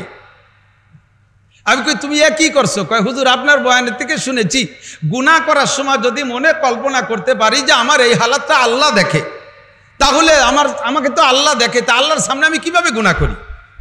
তো এইটা মনে এমনি সংকল্প আনা কঠিন হয় বিদায় আমি রুমে থাকি, একাই থাকি। একা এক রুমে থেকে অনেক প্রকারের গুনাহ করা যায়। আমি কলেজের ছাত্র, আমার সাথে অনেকের সম্পর্ক থাকতে পারে, আমি সম্পর্ক গড়তে পারি। এখানে বসে আমি হাজার রঙের গুনাহ করতে পারি। তাই আমি লিখে রাখছি যেদিকে শুয়ে আমি সিলিংয়ের দিকে তাকাবো দেখি আল্লাহ দেখে। আরে শুয়ে গুনাহ করব কি করে? দেখি আল্লাহ দেখে। বসে এদিকে তাকায় গুনাহ করব, দেখি ওয়ালের গায়ে লেখা আল্লাহ দেখে। ওদিকে লিখে রাখছি আল্লাহ দেখে, যেদিকে তাকাই সেদিকে আল্লাহ দেখে। এই কথা আমার তাৎক্ষণিকভাবে ভিতরে হিট করে, কাজে আমি কোনো প্রকার গুনাহ করতে পারি না। শাআবুন নাশা ফি ইবাদাতিল্লাহ, কথা বলতে গেলে এসে যায়। নবী আলাইহিস সালাম বলেন, ও আমার প্রাণপ্রিয় ঢাকার যুবকরা, সাবাতু ইযিল্লুহুমুল্লাহু ফি যিল্লিহি ইয়াওমা লা যিল্লা ইল্লা যিল্লু। আরশে আজিমের নিচে যেদিন হাসরের মাঠে কোনো ছায়া থাকবে না। একটা গাছ, মরা গাছও না যে তার নিচে গিয়ে তুমি মাথা গুজবে। তোমার হাতে কোনো ছাতা থাকবে না, পরনে একটা কাপড় থাকবে না যে পরনের কাপড় মাথা গরম হয়ে গেছে পরনেরটা খুলে মাথায় দেই। এমন একটা কঠিন পরিস্থিতিতে এই মুহূর্তে তোমার ছায়ার কোনো ব্যবস্থা থাকবে না। পায়ের নিচে জমিনটা হয়ে যাবে পুরা তামার মতো লাল। মাথার মাত্র আল্লাহর কসম, বিশ্বাস হয় কি হয় না? এ নবী বলেছেন বিশ্বাস হয়? অন্তর থেকে বলেন তো বিশ্বাস হয়? মুখে মুখে বলেন না, একটু অন্তর থেকে বলেন বিশ্বাস হয়? হাসরের মাঠ কি এরকম হবে? পুরা তামার মতো লাল হবে? আরে পুরা তামা, পুরা লোহা অরিজিনাল আগুনের চাইতে বিপজ্জনক। কথা বোঝেন নাই? পুরা লোহা, পুরা তামা অরিজিনাল আগুনের চাইতে বিপজ্জনক। আপনি মোমের আগুন জ্বালান, আলগা আগে বলতো আমাদের এলাকায় বলতো কুপি, মনে আছে নাকি? ভিতরে পাইপের ভিতরে ফিতে দিয়ে আগুন জ্বালাইতো, শীষ বেয়ে উঠে যেত না? এই আগুনের ভিতরে আপনি দ্রুত হাত টেনে নেন, দেখবেন হাতের একটা লোমও পড়ে নাই। ঠিক না? কর্মকারের দোকানের পোড়া লোহা দেখছেন নাকি? কামারের দোকানের লোহা পুড়িয়ে লাল হয়ে গেছে যখন, ওই লোহার গায়ে আপনি যত তাড়াতাড়ি হাত মারিয়ে উঠান, খালি হাতে আসতে পারবেন না। হাতে থেকে কিছু লোহার সাথে থেকেই যাবে। তো অরিজিনাল আগুনের ভিতরে হাত টেনে নেছেন, এটা লোমও পড়তে সুযোগ পায় নাই। আর পুরা লোহা, পুরা তামার গায়ে হাত মারলে হাতের চামড়া থেকেই যাবে, আপনি সুস্থভাবে আসতে পারবেন না। এটাই হলো প্রমাণ যে পুরা তামা, পুরা লোহা আসল আগুনের চাইতে কঠিন। জাহান্নামের আগুনের চাইতে হাসরের মাঠটা বেশি ভয়াবহ হবে। ওই জায়গা মানুষ ছটফট করতে তালে থাকবে, চিৎকার করে বলবে, রব্বানা আখরিজনা মিনহা ফাইন শিতা আদখিলনাল জান্নাহ ওয়া ইন শিতা আদখিলনান নার। ওগো রব্বুল আলামিন, এই জায়গা সহ্য করতে পারছি না, তোমার মনে চাইলে জান্নাতে দাও, মনে চাইলে জাহান্নামে দাও, যেদিকে ফয়সালা একটা তাড়াতাড়ি করো। এই জায়গা থাকতে পারতেছি না, সহ্য করতে পারতেছি না। পিপাসায় বুক ফাইটে আসবে, পিপাসার নিবারণের কোনো ব্যবস্থা থাকবে না, পানি থাকবে না। চিৎকার করবেন। ওই দিন হাসরের মাঠে আর কোনো ছায়া নেই, একমাত্র আল্লাহ পাকের আরশে আজিমের ছায়া ছাড়া। আর ওই ছায়ার নিচে যেই জায়গা পাবে সেই শান্তি পাবে, সেই জান্নাতি। তো লম্বা হাদিস সেদিকে আমি যাব না, সংক্ষিপ্ত কথা ওর মধ্যে থেকে একটা অংশ আমি নিয়ে আসতে চাই। এই আরশে আজিমের নিচে ছায়া পাবে, নবী আলাইহিস সালামের কাছ থেকে হাউজে কাউসার পান করবে 7 গুণের মানুষের ভিতরে 2 নম্বর হলো শাআবুন নাশা ফি ইবাদাতিল্লাহ, যে যুবক তার যৌবনকালটা ইবাদতের মধ্যে কাটাইল। আর ইবাদতের ভিতরে সর্বশ্রেষ্ঠ ইবাদত, এদিক তাকান, ইবাদতের মধ্যে কাটাইল যে, হ্যাঁ যুবক আমার দিক, ইবাদতের মধ্যে যেই যুবকটা যৌবনকালটা বড় করলো, নাবালেগের থেকে সাবালেগে পদার্পণ কইরা এরপরে বার্ধক্য আসার আগ পর্যন্ত 40 বছর বয়স পর্যন্ত এই টাইমটার নাম হলো যৌবনকাল। এই যৌবনকালটা ইবাদতের মধ্যে কাটাইলো, এই লোকটা আরশে আজিমের নিচে ছায়া পাবে। আর ইবাদতের মধ্যে শ্রেষ্ঠ ইবাদত হলো, খেয়াল, ইবাদতের মধ্যে শ্রেষ্ঠ ইবাদত হলো সকল প্রকারের গুনাহ থেকে ফিরে থাকা। বুঝেন নাই কথা? নামাজ পড়া সহজ, রোজা রাখা সহজ, হজ করা সহজ, যাকাত দেওয়া সহজ, টুপি পরা সহজ, পাগড়ি পরা সহজ, জুব্ব পরা সহজ, কুরআন শরীফ পড়া সহজ, এর একটাও কঠিন না। কিন্তু মদ খাওয়ার অভ্যাস থাকলে ওই ছাড়িয়ে দিয়া কঠিনকে কঠিন, কথা বলুন ঠিক কি ঠিক না? সিগারেট খাওয়ার অভ্যাস থাকলি ছেড়ে দেওয়া বড় কঠিন, জিনা করার অভ্যাস থাকলি ছেড়ে দেওয়া বড় কঠিন, ঘুষ খাওয়ার অভ্যাস থাকলি ছেড়ে দেওয়া বড় কঠিন, চুরি করার অভ্যাস থাকলি ছেড়ে দেওয়া বড় কঠিন, সুদ খাওয়ার অভ্যাস থাকলি ছেড়ে দেওয়া বড় কঠিন। যারা ঘুষখোর আছে তারা বেতনের চাইতে ঘুষের দিকে নজর বেশি, কথা কর না কেন? বেতন তো গতানুগতিক অ্যাকাউন্টে ঢুকবেই, কাজে উঠা নিয়ে চিন্তা করে লাভ নাই। রাস্তায় যে মুসাফা করে কিছু কামাই ওরা যায়নি, ঠিক না? চেয়ারে বসে বড় দাড়ি নিয়ে সুন্দর করে মিষ্টি মিষ্টি কথা কইয়া ফাইলি সই করে করে মোটা টাকা নেয়া মানুষ বাংলাদেশে আছে না নাই? নামাজ পড়া সহজ পড়ে, কিন্তু ঘুষ ছাড়া কঠিন, ওটা ছাড়ে না। স্ত্রীর সাথে স্ত্রী ফ্রি, স্ত্রী ফ্রি, স্ত্রী হালাল, স্ত্রী হালাল, এর প্রতি কোনো আকর্ষণ নাই। ঘরের ভিতরে যদি তার স্ত্রী প্রিয়াঙ্কা চোপড়া, বিশ্ব সুন্দরী কোনো মহিলাও যদি তার স্ত্রী হয়, কিন্তু ওই লোকটার প্রেম আছে, মোহাব্বত আছে এমন এক মহিলার সাথে আলকাতরাতুন নিসা,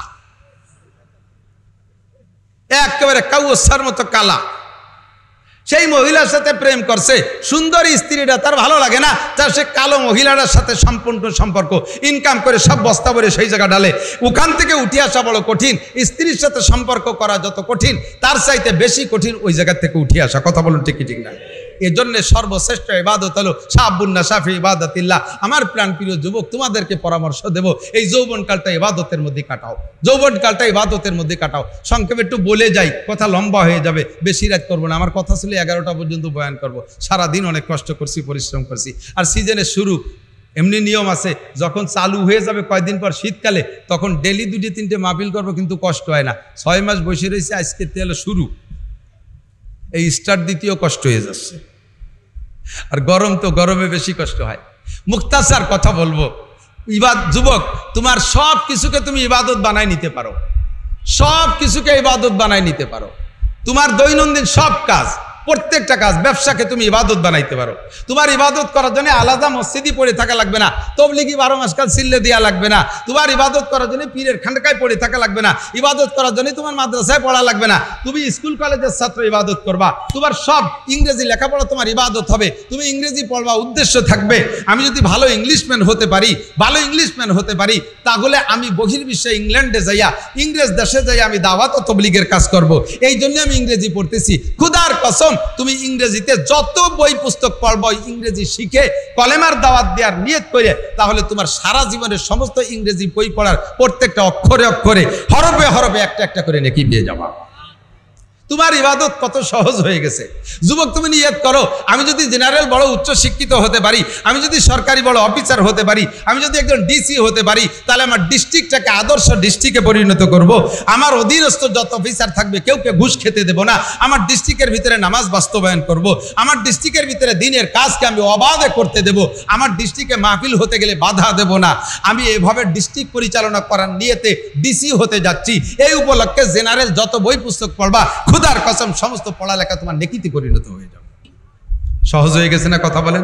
অনেকে মনে করে শুধু মাদ্রাসায় পড়ার নামই বুঝি দিনদারি, শুধু তবলিগি যার নামই বুঝি খালি শুধু দিনদারি, শুধু কোরআন শরীফ পড়ার নামই খালি দিনদারি। নো, আপনার সব কাজ হয়ে যাবে। মা তাকুবুর রাসূলু ফাখুযুহু আমা নাহাকুম আনহু ফান্তাহু।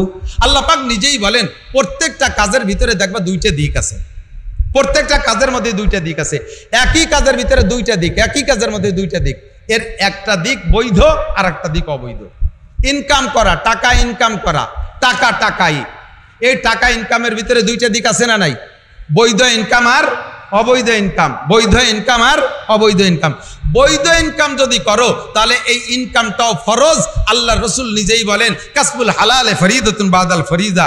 আল্লাহর ফরজ ইবাদত করা যেমন ফরজ, ওই রকম হালাল রুজি উপার্জন করাও ফরজ।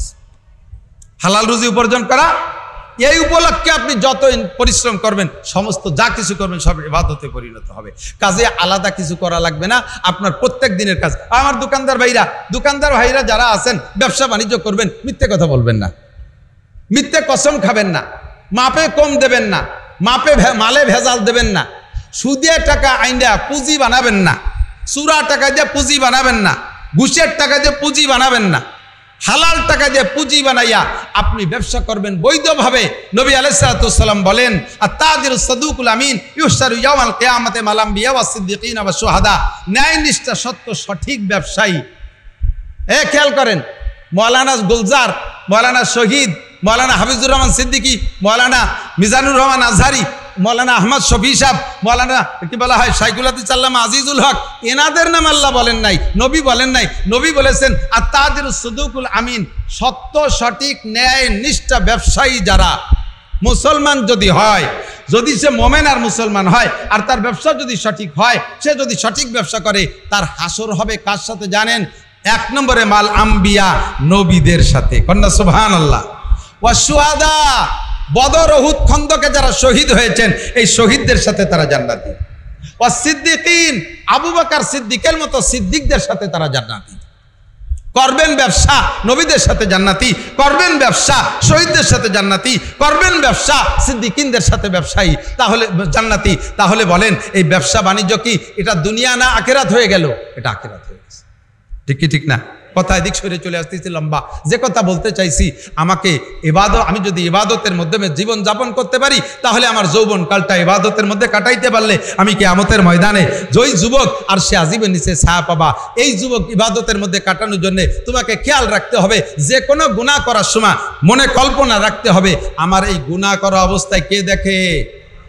ভাই, মদ খাওয়ার সময় আল্লাহ দেখে, গাঁজা খাওয়ার সময়, পার্কে যাইয়া দুইজনে বসে আল্লাহ বিল্লে করেন, সে সময় আল্লাহ দেখে। কথা বলেন, দেখে? দেখে, সত্যি দেখে। যদি এইটা মনের ভিতরে আসে, তাহলে ওখান থেকে আপনি উঠে আসতে বাধ্য হবেন না, থাকতে পারবেন না, বরঞ্চ যাইতেও পারবেন না। ঠিক কি ঠিক না? বিড়ি খাওয়ার সময় তো আল্লাহ দেখে না? দেখে। সুদ খাওয়ার সময় আল্লাহ দেখে, ঘুষ খাওয়ার সময় আল্লাহ দেখে। এইটা যদি কল্পনা আসে, আপনি গুনাহ থেকে ফিরে আসতে পারবেন। 1 নম্বর শর্ত, একটু কল্পনা করা যাবে তো? একটু মনে মনে সিদ্ধান্ত নেন, আজকে থেকে আমার গুনার কাজ, এর নামই হলো উবুদুল্লাহ কান্নাকা তারাহু। ইবাদতের সময় আপনার এই গুনাহটা ইবাদতে পরিণত হয়ে যাবে। ভালো করে মনে রাখেন, একটা কথা এসে গেল বলে যাই। এদিক তাকান, নেকের কাজ যেগুলো আছে সেগুলো করলে যেমন নেকি হয়, গুনার কাজের মধ্যেও নেকি আছে। বোঝেন নাই? আবার একটু বলি, নামাজ পড়লে নেকি হয় না? রোজা রাখলে নেকি হয়, ফরজ আদায় করলে নেকি হয়, ওয়াজিব আদায় করলে নেকি হয়, সুন্নাত আদায় করলে নেকি হয়, ঢিলাকুলুক করলে নেকি হয়, মেসক করলে নেকি হয়, পাগড়ি পরলে নেকি হয়, দান খয়রাত করলে নেকি হয়, ওয়াজ শুনলে নেকি হয়, তিলাওয়াত শুনলে নেকি হয়, তিলাওয়াত করলে নেকি হয়, পর্দা করলে নেকি হয়। এগুলো সকলে বুঝি। বাকি চুরির মধ্যে নেকি আছে, জিনার মধ্যে নেকি আছে, মদের মধ্যে নেকি আছে, সিনেমার মধ্যে নেকি আছে, মোবাইলের মধ্যে নেকি আছে, এই আকামের মধ্যে নেকি আছে। এইটা আমার একটু বুঝতে পারলে ইবাদত করতে আরো সহজ হবে। সেটা হলো, আপনি সিনেমা দেখবেন বলে টিকিট কাটছেন, একেবারে গেটের মধ্যে ঢুকে গেছেন, ওই জায়গাতে মনে পড়ছে, ওরে কপাল, মৌলানা নাসির সাহেব বলছিল যে এই সিনেমা দেখা অবস্থায় এই দেখার হালাতটা আল্লাহ দেখতেছেন, এই হালাতটা আল্লাহ দেখতেছে, এই হালাতটা আল্লাহ দেখতেছে। তাহলে আমি 3 ঘন্টা বসে আল্লাহর সামনে বসে ল্যাংটা ছবি দেখবো, এটা আদৌ সম্ভব না। টিকিটটা টাইম দিয়ে ছিঁড়ে ফেলাই দিয়ে ফিরে চলে আসছেন। 3 ঘন্টা সিনেমা দেখলে যে পরিমাণ গুনাহ হইতো, সম পরিমাণ নেকি আল্লাহ তাআলা আপনার আমলনামায় দিয়ে দেবেন। সিগারেট ধরাই ফেলাইছেন, একেবারে ধরাইয়া টান দেবেন, এর মধ্যে মনের মধ্যে সংকল্প আছে, আরে কপাল, এই সিগারেটের সুমো দিয়া অবস্থায় যদি আল্লাহ দেখে আর এই হালাতে যদি আমার কামটা সারা হয়ে যায়, তাহলে কেমন হবে? এই কথা মনে করে ভেঙে ফেলাইছেন, সিগারেটটা ফেলাই দিয়েছেন। বাস, ওই সিগারেটটা পূর্ণ খাইলে যে পরিমাণ গুনাহ হইতো, সম পরিমাণ নেকি আপনার আমলনামায় লেখা হয়ে যাবে। জিনা করার জন্য 100 প্রস্তুতি নিয়ে ফেলাইছেন, এখন আর বাধা বলতে কেউ নাই, দুনিয়ায় আর কেউ দেখতেছে না। হঠাৎ করে মনে পড়লো, সেম এই হালাতটা যদি আমার আল্লাহ আমাকে দেখে, তাহলে কেমন হবে? আমি আল্লাহর সামনে কি করে এই অন্যায়টা করতে পারি? এই কথা মনে করে ফিরে চলে আসছেন। আপনি জিনা করলে যে পরিমাণ গুনাহ পাইতেন, সম পরিমাণ নেকি আল্লাহ তাআলা আমলনামায় লিখে দেবেন। এইভাবে প্রত্যেকটা গুনার মধ্যে থেকে আপনি নেকি কামাই করে নিয়ে আসতে পারেন। যা বলতেছে সেটা হলো, তিনটা জিনিস খেয়াল করলে আপনি গুনার থেকে ফিরতে পারবেন। 1 নম্বরে, গুনারত অবস্থায় ভাববেন, আমাকে কে দেখে? জোর হলো না, আরো জোরে। এই সংকল্প করলে আপনি কোনো প্রকার গুনাহ করতে পারবেন। আল্লাহর সামনে কিভাবে গুনাহ করবেন? 2 নম্বর সংকল্প, দিক তাকান, আপনি যা গুনাহ করতেছেন এইটা 2 কাঁধের ফেরেশতা বসে বসে দেখে আর লেখে। সত্যি না মিথ্যা? কোরআন শরীফের আয়াত বিশ্বাস করেন? কিরামান কাতিবিনা ইয়ালামুনা মা তাফআলুন। সম্মানিত ফেরেশতারা কাঁধে বসে লেখে, মা ইয়ালফিজু মিন কাউলিন ইল্লা লাদাইহি রাকিবুন আতীদ। বলবেন ওই কথাটা সঙ্গে সঙ্গে ফেরেশতারা লিখে ফেলায়। এই ফেরেশতা 2 কাঁধে বসে আছে। আপনি গুনাহ করার সময় সংকল্প করবেন, ওরে কপাল, আমি যে গুনাহ করতেছি এইটা ফেরেশতারা দেখতেছে আর লিখতেছে। আমার 2 পাশে 2 মাওলানা না, এই 2জন কিন্তু ভাইরা ভাই, আমি চিনি। আর উনাদের দুইজনের শ্বশুর হযরত মাওলানা আব্দুল ওয়াহাব সাহেব রহমতুল্লাহ আলাইহি, তিনি আমার চাচা। উনার থেকে শুনেছি এক সাহাবা আয়েশা হুজুর আলাইহিস সালামকে বলতেছে, ইয়া রাসূলুল্লাহ ইন্নী মুমিন, হুজুর আমি মোমেন। এদিক সাহাবা আয়েশা হুজুরকে বলতেছে, হুজুর আমি পাক্কা মোমেন, তাও সাধারণ মোমেন না। কন্যা সুবহানাল্লাহ।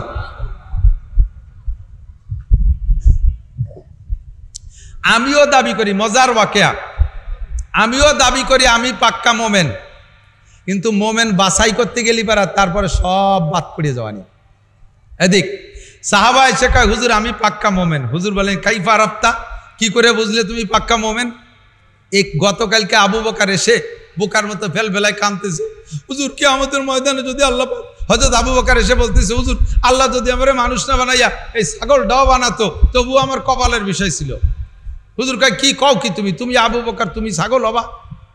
কয় যে হুজুর আমি আবু বকরের কিয়ামতের ময়দানে আল্লাহর সামনে জবাব দিয়ে পার হওয়া লাগবে, এই ছাগলটার এই জবাই হওয়া পর্যন্ত শেষ, ওর হাসরের মাঠে জবাব দেওয়া লাগবে না। কাজেই আমি যদি ছাগল হতাম দুনিয়া পর্যন্ত শেষ হতো, কিয়ামতে আল্লাহর সামনে জবাব দেওয়া লাগতো না। আমি এই দুশ্চিন্তা এইটে বলি। আগে একদিন ওমর এসে কয়, হুজুর কিয়ামতের ময়দানে যদি আল্লাহ তাআলা ঘোষণা দেয় যে সব মানুষ জান্নাতি, একটা মানুষ মাত্র জাহান্নামে যাবে, সম্ভবত সেই লোকটা আমি ওমর। হুজুর আমার ভয় করতেছে, হুজুর আমার বাঁচার উপায় বলে দেন, এই বলে বোকার মতো ফেলফেলায় কাঁদতেছে। আমার বড় বড় সাহাবায়ে কিরাম কেউ এসে নিজের পাক্কা মোমেন বলে দাবি করতে পারে না, আর তুমি কো আমি পাক্কা মোমেন, তোমার কাছে দলিল কি? কয় যে হুজুর আমি 3 দিক দিয়ে বুঝছি আমি পাক্কা মোমেন। কয় দিক বলেন তো, কয়টা দিক? 3 দিক দিয়ে আমি বুঝছি আমি পাক্কা মোমেন। বলো কি? 1 নম্বর, আপনি বলেছেন হাসিবু ক্বাবলা আন তুহাসাবু ওয়াজিনু ক্বাবলা আন তুওয়াজানু। তোমরা প্রত্যেকদিন নিজের হিসাবটা নিজের মিলিয়ে নাও, কিয়ামতে আল্লাহর সামনে হিসাব দেওয়ার আগে। আল্লাহর সামনে হিসাব দেওয়া লাগবে কি লাগবে না? কথা কন না কেন? লাগবে। তো ওই হিসাবের আগে প্রত্যেকদিন নিজের হিসাব নিজে মিলাও। তা আমরা জিজ্ঞেস করলাম, মাতা ওয়াহাসিবু ইয়া রাসূলুল্লাহ, আমাদের দৈনন্দিন হিসাব আমরা কিভাবে মিলাবো? হুজুর আপনি বলেছিলেন ইজা আওয়াইতুম ইলা ফিরাশিকুম বাদাল ইশা, যখন তোমরা ঈশান নামাজ পড়ে নিজের বিছানায় যে পিঠ লাগাবা, ঘুমানোর চেষ্টা করবা, তখন ডান কাত হয়ে শুয়ে এই হাতটা গালের নিচে দিয়ে চক্ষু বন্ধ করে কল্পনা করবা, ফজরে ঘুম থেকে উঠে এই বিছানায় আসা পর্যন্ত কতগুলো গুনার কাজ করেছো আর কতগুলো নেকির কাজ করেছো। নেকির কাজগুলো হিসাবে আসার পরে শুকর আদায় করবা, আর গুনার কাজগুলো হিসেবে আসার পরে তার থেকে ইস্তেগফার করবা, তওবা করবা।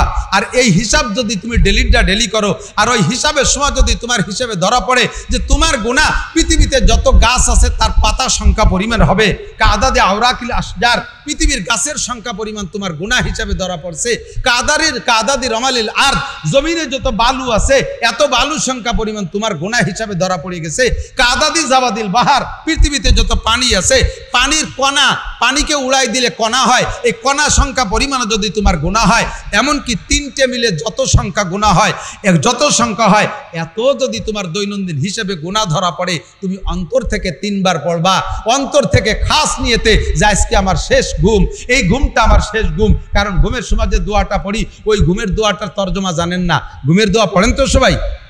নাকি কানের মধ্যে মমতাজের খিল দিয়ে ঘুমাই যান? হ্যাঁ, বয়াতি গিয়ে খিল দিয়ে ঘুমান নাকি?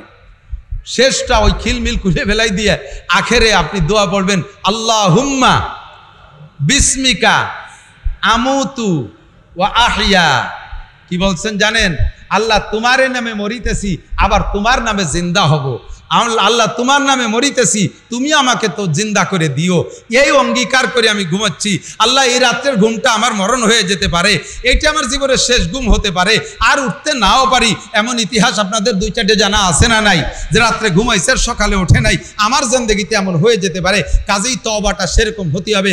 আমি আর জিন্দেগিতে দাড়িতে খুঁট দেব না, আমি কাল সকাল থেকে আর নামাজ কাজা করব না, আমি জীবনে আর সুদের টাকা হাতে নেব না, ঘুষের টাকা হাতে নেব না, মোবাইলে ল্যাংটা ছবি দেখব না, জেনা ব্যভিচার করব না, মিথ্যা কথা বলবো না, বিড়ি সিগারেট মদ গাঁজা খাবো না, প্রেম প্রীতি করব না, যত প্রকার অন্যায় আছে করব না, অকথ্য ভাষায় গালাগালি করব না, সমস্ত গুনাহ থেকে খালেস 3 বার অন্তর থেকে তওবা কইরা তারপরে তুমি ঘুমিয়ে যাবা। হুজুর আপনি বলেছেন এই হিসাব করতে, যেদিন থেকে আপনি হিসাব করতে বলছেন ওই দিন থেকে আমি হিসাব করি।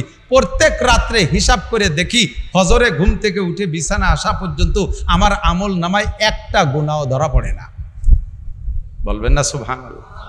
আছেন কেউ আজকে সারা জীবন বাদ দেন, শুধু আজকের দিনটার হিসেব করে দেন তো কয়টা গুনাহ করছেন আর কয়টা নেকি করছেন? একটা গুনাহ করি নাই একটা দিন, এরকম একটা দিন আমার জীবনে গেছে কি গেছে না আমি বলতে পারবো না। কতক্ষণ? আর নেকি করি নাই এরকম দিন বহুত চলে গেছে। ওই সাহাবা যখন বললেন যে আমার আমল নামায় ডেলি হিসাবে একটা গুনাহ ধরা পড়ে না, সাথে সাথে হুজুর আশ্চর্য হয়ে গেছে। জিবরিল আলাইহিস সালাম পিছন দিয়ে হুজুরি মাথা হাত দিয়ে বলে, সাদাকা হাদার রাজুল, হুজুর আপনার এই সাহাবা সত্য কথা বলেছে। আর জিবরাইল যদি সত্যায়িত করে বলেন কেমন লাগে?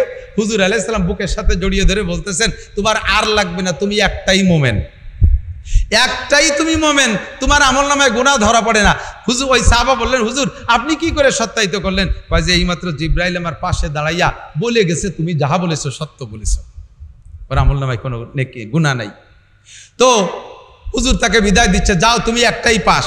সাহাবী বলতেছে, হুজুর জিবরাইল থাকতে থাকতে আমার হাত দুটিয়ে সাবজেক্টে একটু সই করায় রাখি। আমি তো তিন দিক দিয়ে বুঝছি আমি মোমেন, একটা তো জিবরাইল সত্যায়িত করেছেন, আর দুইটা হলো, একটা হলো আপনি বলেছেন কিরামান কাতিবিনা ইয়ালামুনা মা তাফালুন, সম্মানিত ফেরেশতারা কাঁধে বসে লেখে। এই কথা যেদিন আপনি বলছেন সেই দিন থেকে বিশ্বাস করি। আর আপনি মুহাম্মদুর রাসূলুল্লাহ যেহেতু বলছেন, যাররা পরিমাণ সন্দেহ নাই ফেরেশতা আমার কাঁধে আছে। এতদিন আমার চোখ নাই, আমি দেখি না, আজকে থেকে ফেরেশতাকে আমি খুঁজবো, আমি ফেরেশতাকে দেখে ছাড়বো, ফেরেশতাকে আমি ধরে ছাড়বো। আল্লাহর কসম হুজুর ফেরেশতা আমার কাছে ধরা পড়ে গেছে। ডাইন কাঁধের ফেরেশতা নেকি লেখে, কলমের খসখস শব্দ আমি কানে শুনি, মাঝে মাঝে কাগজ শেষ হয়ে গেলে পৃষ্ঠা উল্টায়, এই শব্দটা আমার কানে আসে। আমি সেই থেকে বাম কাদের ফেরেশতার কোনো সারা শব্দ শুনি না। তাতে আমি বুঝছি আমি ইমানদার। সাথে সাথে জিবরাইল কয়, সাদাকা হাদার রাজুল, হুজুর আপনার এই সাহাবা এটাও সত্য কথা বলেছে। কন্যা সুবহানাল্লাহ। ফেরেশতার আওয়াজ শোনে, ডান কাদের ফেরেশতা কলম দিয়ে লেখে তা শোনে, আর বাম কাদের ফেরেশতার কোনো সারা শব্দ নাই। তাহলে এই লোকটা নিশ্চয়ই মোমেন, কথা কন ঠিক না?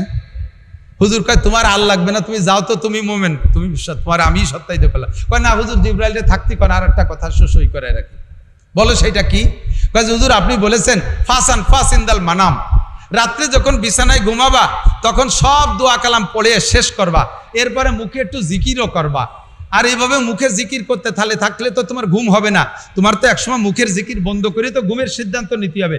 যখন তুমি লাস্টে মুখটারে বন্ধ করে ঘুমের সিদ্ধান্ত নিবা, তখন মুখ বন্ধ করে তোমার নিঃশ্বাসের সাথে জিকির জারি করবা।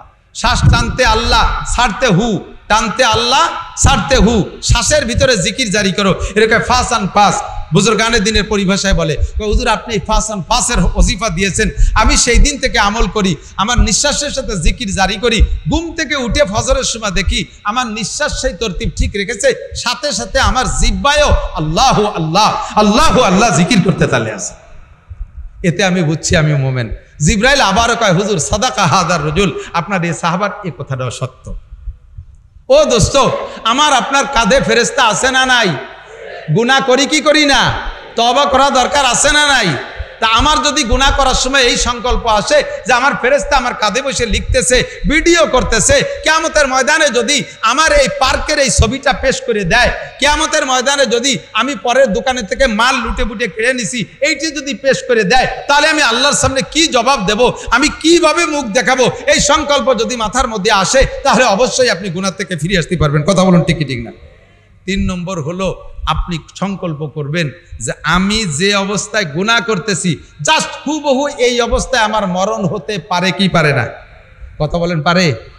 খবর আপনারা জানেন না, আপনাদের শিল্পী জগতে কণ্ঠশিল্পীদের ভিতরে একজন গানের টান দিয়ে আর কি বলে কি যেন সে গানটা, আমার শব্দটা মনে নাই, যে এই জীবনের কোনো ভরসা নাই, এক নিঃশ্বাসের ভরসা নাই, এই ভরসা নাই কয়ে যে গানের টান দিছে, এরপরে আর দ্বিতীয় শব্দ বলতে পারে নাই, তার আগে ওনার ভরসা শেষ। মরছে কি মরে নাই? মরছে কি মরে নাই? এরকম বহুত জন আছে। আরে ভাই, আমার এই গুনাহ হালাতে যদি আমার মরণটা হয়ে যায় তা কেমন হবে? আমি নামাজরত অবস্থায় মরি, এটা বড় সুন্দর আমার মরণ হবে। আমি জিকিরের সাথে মরি, মরণটা বড় সুন্দর হবে। মসজিদে যে মরি, মরণটা বড় সুন্দর হবে। লাইলাতুল বারাতে মরি, মরণটা বড় সুন্দর হবে। আমি যদি পানিতে পড়ে মরি, এটা বড় সুন্দর হবে। তাই বলে ইচ্ছাকৃতভাবে পানিতে ডুবে মরলে হবে না। আমাদের ওই পাশে এক জায়গার নাম কব না, সেই এলাকার মানুষ থাকতে পারে। ওই এলাকায় একটা ছেলে, একটা যুবক মারা গেছে রমজানের লাইলাতুল কদরে। মুসলমান যুবক, রমজান মাস, সেদিন সে রাত্রে, সেই রমজানের 27-এর রাত ছিল শুক্রবার, তো রমজান মাসে শুক্রবারে, বৃহস্পতিবারে দিবাগত রাত, শুক্রবার এবং 27-এর রাত, যেটাকে আমরা কদরের রাত মনে করি, এই রাত্রে মারা গেছে পানিতে পড়িয়ে। এক মার এক ছেলে পানিতে পড়িয়ে মারা গেছে। মা তো কাঁদতেছে, সকালবেলা ছেলেরে পাইছে, রাতের বেলা পানিতে পড়ে মারা গেছে।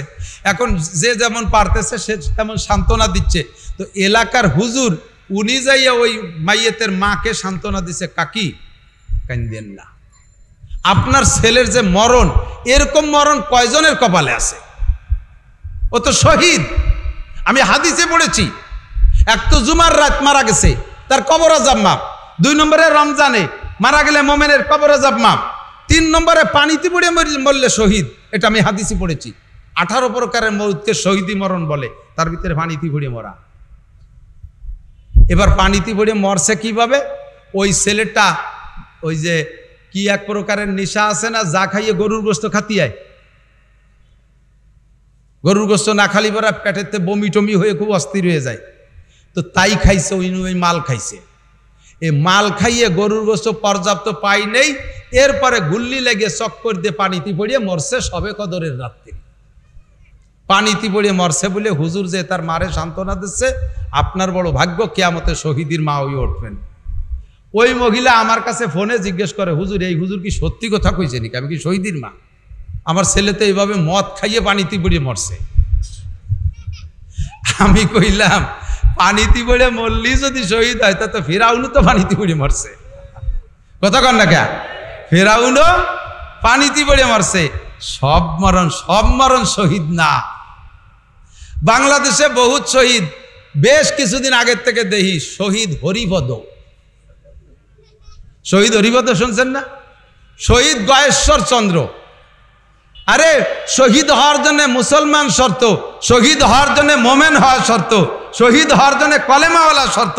অমুসলমান ইসলামের পক্ষে, অমুসলমান ইসলামের পক্ষে যদি কাফেরের মোকাবেলায় লড়াই করে, অমুসলমান মুসলমানদের দলে আইসা কাফেরের মোকাবেলায় লড়াই করছে, সে মরণকাল পর্যন্ত কাফের, অথচ মুসলমানের পক্ষে সে লড়তে লড়তে মারা গেছে ওই ময়দানে, খুদার কসম সেটা শহীদ না, যদিও ইসলামের পক্ষে সে কাজ করে থাকে।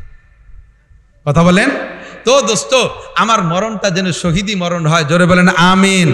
মরণ কোন মরণ? শহীদি মরণ। অত পাইকারি ধরে দেই। বেশ আগে আমরা এক সময়, মেলা দিন আগের থেকে কয়েকজনের শহীদ নিয়ে আমরা অনেক কিছু করি। তো ওই কয়জন যে বছর মারা গেছে, সেই বছর তৎকালীন আলেমদেরকে ডাইকা বলতেছে, হুজুর আমাকে এই কয়জন কি শহীদ? হুজুররা তো জীবন ভরে দোটানার মধ্যে, এতদিন ওয়াজ করতে পারি নাই এক দলের চাপে, এখন আবার ওয়াজ করতে পারি না আর এক দলের চাপে। এতদিন এক দলের কথা শোনা লাগছে, এখন আর এক দলের কথা শোনা লাগে। এই দ্বিমুখী অবস্থানের উপরে আমাদের হুজুররা জীবন ভরে আমরা গলাচিপার মধ্যে থাকি। গলাচিপা মানে বরিশালের গলাচিপা না, সব জায়গা গলাচিপা। হুজুরকে ডাইকে কয়, হুজুর আমাকে এই কয়জন কি শহীদ? হুজুররা চিনতে পারছে, যদি শহীদ না কই তাহলে তো রাজাকার কবে, ধরে জেলে দেবে। আর যদি শহীদ কই তাহলে এগে আতে বাইসে গেলিও আল্লাহ ধরে জেলে দেবে। কি কব? এই দ্বিমুখী টানাটানির ভিতর দিয়ে হুজুররা চুপ করে বসে রয়েছে, কিছু কয় না। এখন ওই উনাদের মধ্যে এক নেতা কয়, হুজুর ভয় পান কে? বলে ফেলেন। কি বলবো, বলতে তো ভয়ই পাই। আপনাদের কাছ থেকে শুনছি যে শহীদ দাফন হওয়ার পরে কিয়ামত পর্যন্ত শহীদের লাশ মাটিতে পচে না, এটা আপনারাই কইছেন। তো এখন উনাদেরকে বলে দেন, যে কয়জনের শহীদ বলতেছে ওই কয়জনের কবর খুঁজে দেও, পচছে না, ঠিক আছে। যদি পচে যায় বলে দেবেন শহীদ না, আর যদি না পচে তাহলে শহীদ। এখন হুজুররা লাইন পেয়ে গেছে, হ্যাঁ তাহলে তাই হবে, কবর খুঁজে দেখতে হবে। নেতারা কা, হুজুর আপনারা বাড়ি যান, ভাড়ার টাকা দিয়ে দিছি, খোঁচা লাগবে না, যা করার দরকার আমরা কইয়ে নেব, কলা গাছের গলায় মালা দিতে হয় আমরাই দিয়ে নেব। কোন মরণটা শহীদ অত তাড়াতাড়ি ফতোয়া দেওয়ার দরকার নাই। তবে আল্লাহ আমার শহীদি মরণ নসিব করে, বলেন আমিন। এ তামান্না থাকতে হবে, আমার মরণটা যেন জুমার দিন হয় ইমানের সাথে, বলেন আমিন। আমার মরণটা যেন কলেমা পড়তে পড়তে হয়, বলেন আমিন। 13 সালে হজে গেছি, হজেতে যখন ফিরে আসি, বিমানে ওঠার পরে দেখি একটা বৃদ্ধা মহিলা, উনি সিট পাচ্ছে না খুঁজে, আমারে বলতেছে, বাবা আমার সিটটা কোথায়? তো আমি বললাম যে সিট আপনার, আমি দিচ্ছি খুঁজে, তা আপনার সাথে কো আর সাথী লোক কো? আপনি কি একা আসছেন হজে? কয় না, একা আসি নাই, আসছিলাম তোমার কাকারে নিয়ে। তো তোমার কাকা হজের থেকে হজ সাইরা মদিনায় যাওয়ার পরে হজের থেকে মদিনায় যাওয়ার পরে ওই মদিনায় যাওয়ার পরে ইন্তেকাল করেছে।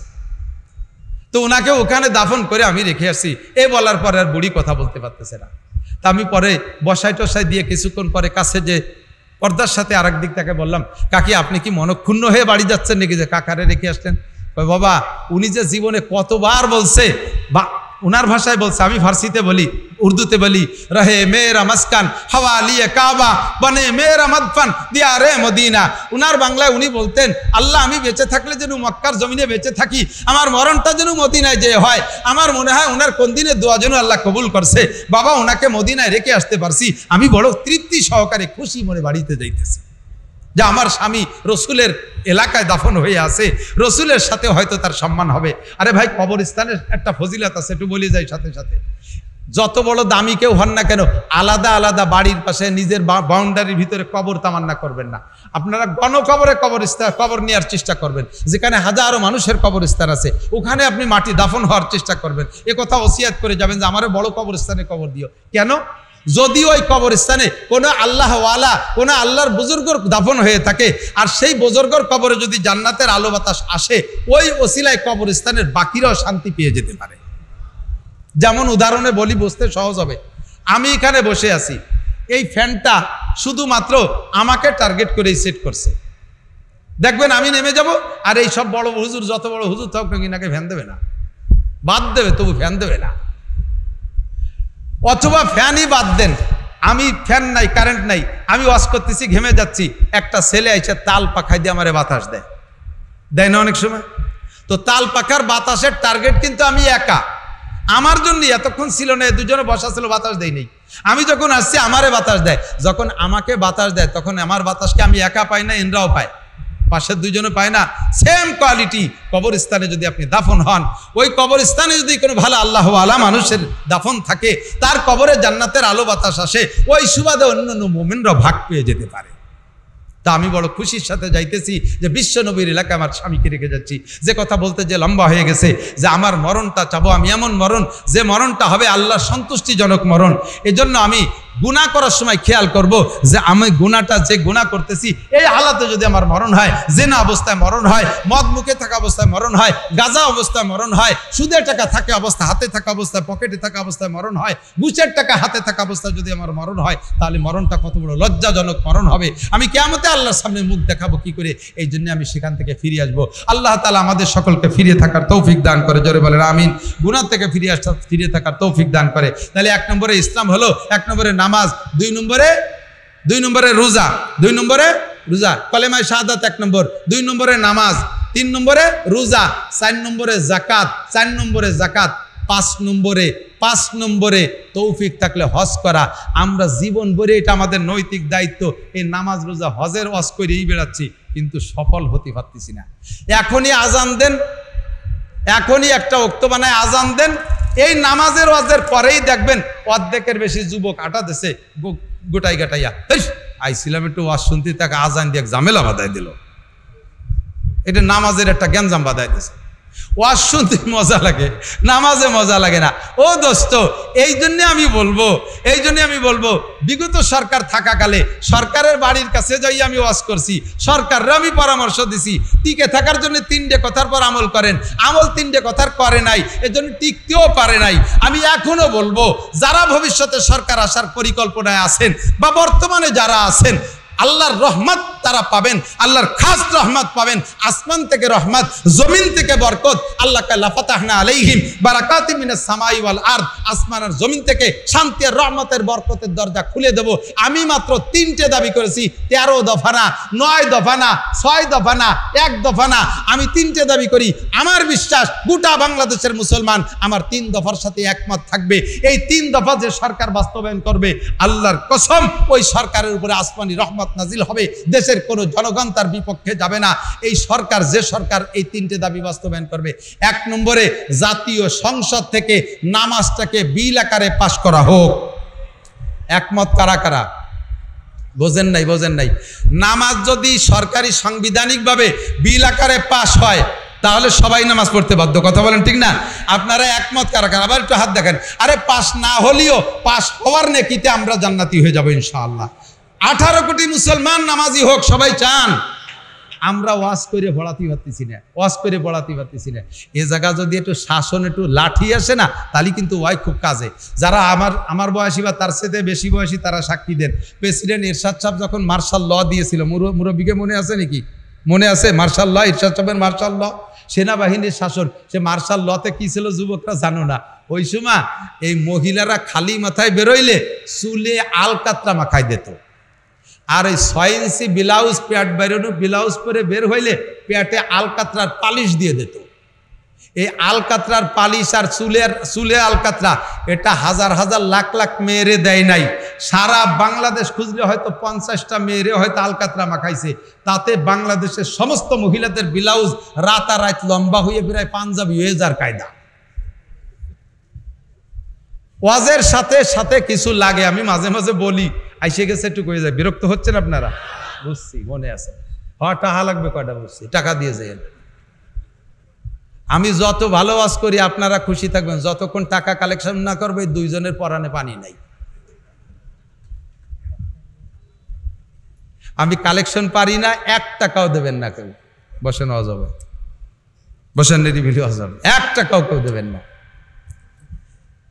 এই জীবন ভরে পর্দা রস করি। আমাদের বাড়ির পাশে নদী, মহিলারা নদীতে যে গোসল করে, মহিলারা নদীতে যে গোসল করে, জায়গায় কাপড় পাল্টাইয়ে বাড়ি আসে। সুবহানাল্লাহ, সুবহানাল্লাহ বলে দিদি কি বুঝা বসছে। মহিলারা নদীতে যে গোসল করিয়া ঘাটের থেকে কাপড় পাল্টাইয়া বাড়ি আসে, এটা সুবহানাল্লাহ বন্যা কি বিল্লাহ নাউজুবিল্লাহ। আমি বহু ওয়াজ করছি সেই নদীর পাড় দিয়ে, কোনো মহিলারে ঠেকাতে পারি না।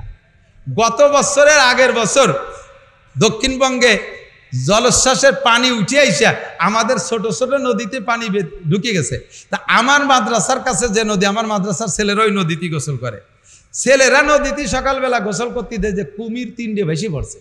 কুমির হাজার হাজার মহিলারা নদীতে গোসল, যখন শুনছে কুমির আর এক মহিলাও নদীতে নাই, সব কাপড় চোপড় বেলাইতে দৌড়। জীবন ভরে নদীতে গোসল করার ওয়াজ করলাম, বেপর্দার বিপক্ষে ওয়াজ করলাম। মহিলাদেরকে নদীর ঘাটেতে তাড়াতে পারি না, 3 কুমিরই তাড়াই দিছে। কাজেই আমি বলতে চাই, আমাদের ওয়াজ, নামাজ, রোজা, হজ, যাকাত, পর্দা, পুশিদা, হালাল হারাম ইত্যাদি নিয়ে জীবন ভরে করি, মানুষকে সাইজ করতে পারতেছি না। এটা একমাত্র সংসদীয়ভাবে যদি বিল আকারে পাশ হয়, মুসলমান নামাজি হতে হবে। সাবালেগের পরে কোনো মুসলমান স্কুল, কলেজ, ইউনিভার্সিটি, অফিস, আদালত কোনো জায়গায় নামাজের রক্ত বেনামাজি থাকতে পারবে না। সাংবিধানিকভাবে যদি এটা হুকুম করে দেয়, তাহলে সকলে নামাজ পড়তে বাধ্য। আর আল্লাহ পাক ওয়াদা করেছেন, তাহলেই তোমাদের উপরে আসমানি রহমত, জমিনের বরকত নাজিল হবে। কোন সুবহানাল্লাহ। আপনাদের বিশ্বাস হয় কি হয় না? বিশ্বাস না হইলে বললে অন্য কিছু বুঝেন না। ও জঙ্গি মঙ্গি তকমা সব শেষ হয়ে গেছে। যাই দেখেন আফগানিস্তানে মাত্র 2 বছর শাসন করে মৌলবীরা, মাত্র 2 বছর শাসন করে মৌলবীরা। এখন আমেরিকান ডলারের চাইতে আফগানি টাকার দাম বেড়ে গেছে। কথা বলুন ঠিক কি ঠিক না? যেই গাছে আগে সেই গাছই রয়েছে, এখনো আগেও যে গাছ ছিল এখনো সেই গাছ রয়েছে, আনারের গাছ। আগে 1 কেজি আনার হইতে 4টি আনার লাগতো, 4টি আনারে 1 কেজি হইতো। আফগানের মৌলবীদের শাসনে আসার পরে, মৌলবীদের শাসনে আসার পরে সেই গাছের আনার এখন একটা আনারে 2 কেজি হয়। সেই সময় 4 আনারে 1 কেজি, আর এখন 1 আনারে 2 কেজি। গাছ সেই জায়গায় রয়ে গেছে, গাছ পাল্টায় নাই, শুধুমাত্র শাসন ব্যবস্থা পাল্টে গেছে। আল্লাহ পাক তার ওয়াদা বাস্তবায়ন করে দেখাইছে, আসমান থেকে রহমত আর জমিন থেকে বরকতের দরজা আমি খুলে দেব। আমিও দাবি করি, ও বাংলাদেশের জনতা, যত মিটিং মিছিল আর ধর্মঘট করো, শান্তির যত বুলিয়া ওড়াও, যারাই শান্তির স্লোগান দিয়েছে, বহুত শান্তিওয়ালারে দেখছি। স্বাধীনের পরে থেকে 50 বছর বহুত শান্তিওয়ালারে দেখছি স্লোগান দেয়, অমুক বাইরে দিলে ভোট শান্তি পাবে দেশের লোক, বোতল ভাই যেখানে আমরা আছি সেখানে, বোতল ভাইকে দিলে ভোট বোতল খাবে দেশের লোক, বোতল ভাই জেলখানায়, আমরা সবাই পায়খানায়। শান্তির বাস হয়ে গেছে। কথা বলেন ঠিক ঠিক না? এখন যদি শান্তি পাইতে হয়, তাহলে একমাত্র শান্তিদাতা কে? তার কাছ থেকে শান্তি পাইতে হলে তার সংবিধান, 1 নম্বর সাংবিধানিকভাবে সংসদ থেকে নামাজটাকে বিল আকারে পাশ করা হোক। পড়েন আর না পড়েন, এর পক্ষে কারা? আর একবার একটু হাত দেখাবেন, 2টো হাত। নামাজের পক্ষে সবাই বলেন, নামাজের পক্ষে। আমি বলবো নামাজের বিল, আপনারা বলবেন সংসদে পাশ হোক। নামাজের বিল, নামাজের বিল, নামাজের বিল আল্লাহ কবুল করেন, বলেন আমিন। অসত্য বলেছি এ কথার বিপক্ষে আমলিগ, বিএনপি, জামাত, জাতীয় পার্টি যত দল আছে, বিপক্ষে যার কায়দা আছে, খালি নামে মুসলমানও নিয়ে সবাই একমত, ঠিক কি ঠিক না? এই কাম যে করবে তারে সবাই ভোট তার জন্য আমি চেয়ে দেবো। 2 নম্বর হলো পর্দার বিল। পর্দাটাকে বিল আকারে পাস করতে হবে। গার্মেন্টসে চাকরি করবে, মহিলাদের গার্মেন্টস আলাদা, ওর মধ্যে পুরুষদের মহিলাদের মজা নিতে পারবেন না। মেয়েরা স্কুল কলেজ ইউনিভার্সিটিতে পড়বে, তাদের স্কুল কলেজ আলাদা। এটা করা সম্ভব কি সম্ভব না? সম্ভব কি সম্ভব না? মেয়েরা তাদের স্কুল কলেজে পড়ে ডাক্তার হোক, তার ডাক্তার হওয়া দরকার আছে, মেয়েরা দরকার আছে, মেয়েরা পুলিশ হবে দরকার আছে। কারণ মহিলা আসামি যদি হয় তাহলে তারা কিছুজন পুরুষ পুলিশ দিয়ে হাত ধরে আনতে পারবে? মহিলা পুলিশ লাগবে, সে জায়গায় লাগবে অফিসার লাগবে। মহিলাদের শিক্ষার ব্যবস্থা আলাদা হোক। মহিলা পুলিশের চাকরি করবে, তাদের অফিস আদালত, তাদের থাকার জায়গা আলাদা হবে। পুরুষদের আর মহিলাদের একসাথে মিক্সার করে দেবেন না। রাতের বেলা পেট্রোল ডিউটিতে বেরোবে, 2 দল একসাথে মিশে যাবে, গাড়ির ভিতরে বসে বসে পেট্রোল ডিউটি না করে নানান ডিউটি করে বাড়ি চলে আসবে। দেশের ভিতরে ওদের মাধ্যমে আসমানি গজব নাজিল হবে। কথা বলেন ঠিক ঠিক না? কাজে আলাদা ডিপার্টমেন্ট ভাগ হয়ে যাক, পর্দার পরিবেশ করতে হবে, এটা সাংবিধানিকভাবে। পার্কগুলোকে নামায় দেন, পুলিশ বাহিনী, র্যাব কুবরা নামাই দিয়ে পার্কের ভিতরে জোড়া ভেঙে দেন। 2 জন গাছতলা বসে বসে কি সুরভাতে নষ্ট করে? কথা কয় না? সুবহানাল্লাহ, সুবহানাল্লাহ পড়ে। নামাজের 13 ফরজ মস্ক করে, যা করার তাই করে। উরা গজব নামায়, খাই দাইবে বুড়ির পাশায় হাত, খালি কয় যে দেশে মৌলবী বাড়ছে বলে ক্ষুধার গজব বাড়ছে। এ আর যত দোষ নন্দ ঘোষ, খালি আমরা মৌলবীরা দোষী, উন্না সাধ্য হতে তলিরাটি। 2 নম্বর ফতোয়া দিয়ে দিলাম, সংসদীয়ভাবে পর্দা বিল আকারে পাশ করা হোক। মহিলাদের বাজার ঘাট করবে, পর্দার সাথে করবে, স্কুল কলেজে পড়বে, পর্দার সাথে করবে। আপনারা একমত? একমত? লাস্টবার হাত দেখতে চাই। 3 নম্বর হলো জাকাতটা বিল আকারে পাশ করা হোক। জাকাত, জাকাত, জাকাত, এই ইনকাম ট্যাক্স, এটা জাকাত না। ইনকাম ট্যাক্স জাকাত না। জাকাতটা স্বচ্ছভাবে আদায় করে ভালো মানুষের মাধ্যমে বন্টন করা হোক। যার কাছে বন্টন করতে দিয়েছেন তার অবস্থা আর বেকায়দা, সে আল্লাহরই মানে না, সে জাকাত মানে কি করে? জাকাতের টাকা আমাদের সৌদি আরবে আমরা হজ করতে যাইয়া দুম্বা জুবই দিয়ে কুরবানি করে চলে আসি, ও খাই না আমরা। পরে সেই দুম্বা ভাগ করে দেয় গরিব দেশে। বাংলাদেশ পায় সবচেয়ে বেশি, বাংলাদেশ পায় সবচেয়ে বেশি। ওই শুরুতে কয় বছর দুম্বা দেখতাম, এরপরে সে দুম্বা আর আসে না মনে হয়। সে দুম্বা যায় কোন জায়গায় আল্লাহ জানে। বড় বড় মিয়াগে কি কব আর, কয়বরের মতো এক ফ্রিজ বানাইছে বাড়ি, 2-3 ডিপ ফ্রিজ বাড়া সেই সৌদি আরবের দুম্বা বাংলাদেশের গরিবের জন্য আসে। আর বড় বড় নেতাদের ডিপ ফ্রিজের ভিতরে দুম্বা ঢোকে, জাকাত আদায় করিয়ে না তারা খেয়ে ফেলে। তা হবে না কোনোদিনও। গুরবা বীরো সাগুজিরো মুশেরাদার বাকুনাদ ইচুনি আর কানে দৌলত মুলকে রাবি রাকুনাদ। ও দোস্ত, হোটেলের মালিক সারাদিন ডিউটি করতে করতে ক্লান্ত হয়ে গেছে, এখন একটু তার বাথরুমে চাপ দিছে, এখন হোটেল একাই পরিচালনা করে। এই হোটেলের মালামাল কার কাছে দায়িত্ব দিয়ে যাবে? তো গোশের কামলা একটা কুত্তো বসা ছিল, কুত্তরে ডেকে গেল তুই গোষ্ঠুক পাহারা দিস, আমি একটু বাথরুমেতে আসি। ভাজা মাছ রয়েছে এভাবে, ইলিশ মাছ ভাজা, বিড়ালটা ডেকে গেল তুই একটু লক্ষ্য করিস কেউ যেন খেয়ানত না করে। চাউলির বস্তার দায়িত্ব দেখেছি ইঁদুরির কাছে, তুই একটু দেখিস, আমি একটু বাথরুমেতে আসি। উনি যদি ও জায়গা ঘন্টাখানিক দেরি হয় আইসে কোনো তাক পাবে জায়গা মতো কথা বলেন। সে কুত্তই গোশের আড়ি ধরে নিয়ে গেছে, আর বিড়ালে মাছের কাটাকুটো সহ খেয়ে ফেলাইছে, আর ইঁদুরি বাস্তার আন্ডারগ্রাউন্ডে বাংকার খুঁজে বস্তার তলা হুটুরি বারোই নিয়ে চলে গেছে। এইরকম পার্টির কাছে যদি জাকাতের টাকা বন্টন করতে দেন ওইভাবেই চলে যাবে। কাজেই স্বচ্ছ মানুষ তৈরি করিয়া যদি জাকাতের টাকা বের করে ভাগ করা হয় তাহলে এ দেশে কোনো ভিক্ষুক থাকবে না, গরিব থাকবে না, মাদ্রাসাওয়ালাদের কষ্ট হবে না, আপনাদের কাছে কালেকশন করা লাগবে না ইনশাআল্লাহ। মাদ্রাসায় এতিম মিসকিন অসহায় কাঙ্গাল দুঃখিনী বিধবাদের বাচ্চা কাচ্চারাই বেশি পড়ে। মাদ্রাসায় কিছু ছেলে আছে এমন যারা মাদ্রাসার আন্তর্জাতিক ছুটি যেগুলো যে সময় কেউ থাকবে না, সব ছেলে বাড়ি চলে যাবে। ছুটি দেওয়ার পরে দেখি ছোট ছোট 3-4টে ছেলে, ওরা যায় না, মুখখান বেজার। ঈদ সামনে, আমি বলে বাবা তোমরা যাবা না? কয় না হুজুর যাবো না। কেন যাবা না? কয় যাবো কোথায়? আব্বা নাই, মা নাই, দাদা দাদিও নাই, নানা নানিও নাই, যাওয়ার মতো কোনো জায়গা নাই, তাই মাদ্রাসায় রয়ে গেছি। এই সমস্ত এতিম অসহায় কাঙ্গাল দুঃখিনী বিধবাদেরকে, আমাদের বাচ্চাদেরকে আমাদের পালা লাগে। আপনারা এই সমস্ত জায়গার জন্য দান খয়রাত করেন। আপনাদেরকে বিভিন্ন সময় আমরা চেয়েছি, আপনাদের থেকে টাকা নেই। আর জাকাতের টাকাটা সঠিকভাবে বন্টন হতো, যদি আর আদায় হতো তাহলে আল্লাহর রহমতে সমস্যা হতো না। আপনারা একমত কি না? কথা বলেন একমত না? 3টে বিল আগে পাস হোক, তারপরে বাকিগুলো দেখবো। রাজি আছেন তো ইনশাআল্লাহ? এখন সরকারের দায়িত্ব দিছি, সরকার ওই 3টে পাশ করুক। আমাদের সরকার স্বয়ং আল্লাহ, আল্লাহর হুকুম আমরা বাস্তবায়ন করব। রাজি আছি তো ইনশাআল্লাহ? আমরা নামাজ পড়বো, একটু বলেন পড়বো? যারা বলছেন ইনশাআল্লাহ পড়বো তারা মোমেন হতে পারেন নাই, তারা বেঈমান হয়ে গেছেন। ভালো রে বুঝে নেন, শরিয়াতের যেটা ফরজ ওইটা ধর্বর জায়গায় ধর্বের সাথে ইনশাআল্লাহ কইলে ওইটার জন্য অঙ্গীকার হয় না। ইনশাআল্লাহ লা ইলাহা ইল্লাল্লাহ মুহাম্মাদুর রাসূলুল্লাহ, আপনি এখনো কাফের। আপনি কলেমার সাথে ইনশাআল্লাহ পড়ছেন, আপনার বিশ্বাস হয় নাই, আপনি সন্দেহের মধ্যে রয়েছেন। ইনশাআল্লাহ নামাজ পড়বো, নো, নামাজ পড়বই। ইনশাআল্লাহ রোজা রাখবো, আপনি রোজার পর অঙ্গীকার করেন নাই। ইনশাআল্লাহ বিড়ি খাবো না, আপনার তওবা হয় নাই। ইনশাআল্লাহ ঘুষ খাবো না, আপনার তওবা হয় নাই। ইনশাআল্লাহ জিনা করবো না, আপনার তওবা হয় নাই। এই হারামগুলো ছাড়ার ব্যাপারে ইনশাআল্লাহ নাই, আর ফরজগুলো ধরার ব্যাপারে ইনশাআল্লাহ নাই। এখানে ইনশাআল্লাহ কোন জায়গা আছে আমি পরে বলে দেবো, আগে আমার সাথে বলেন নামাজ পড়বই ইনশাআল্লাহ ওয়াক্ত পাইলে। এই ইনশাআল্লাহ হলো ওয়াক্তের সাথে। ঈশার নামাজ পড়া হয়ে গেছে না? বলেন ফজরের নামাজ পড়বই, পড়েন। ওক্ত তোই নেই, ইনশাআল্লাহ ওক্ত পাইলে।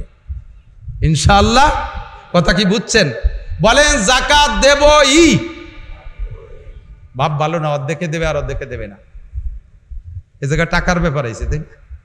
বলেন যাকাত দেবই ইনশাআল্লাহ টাকা হইলে। এই ইনশাআল্লাহ টাকার সাথে আল্লাহ কয় যে যাকাত দিবাই তা দাও, তাহলে আমার তো টাকা নেই, তা দেবো কি?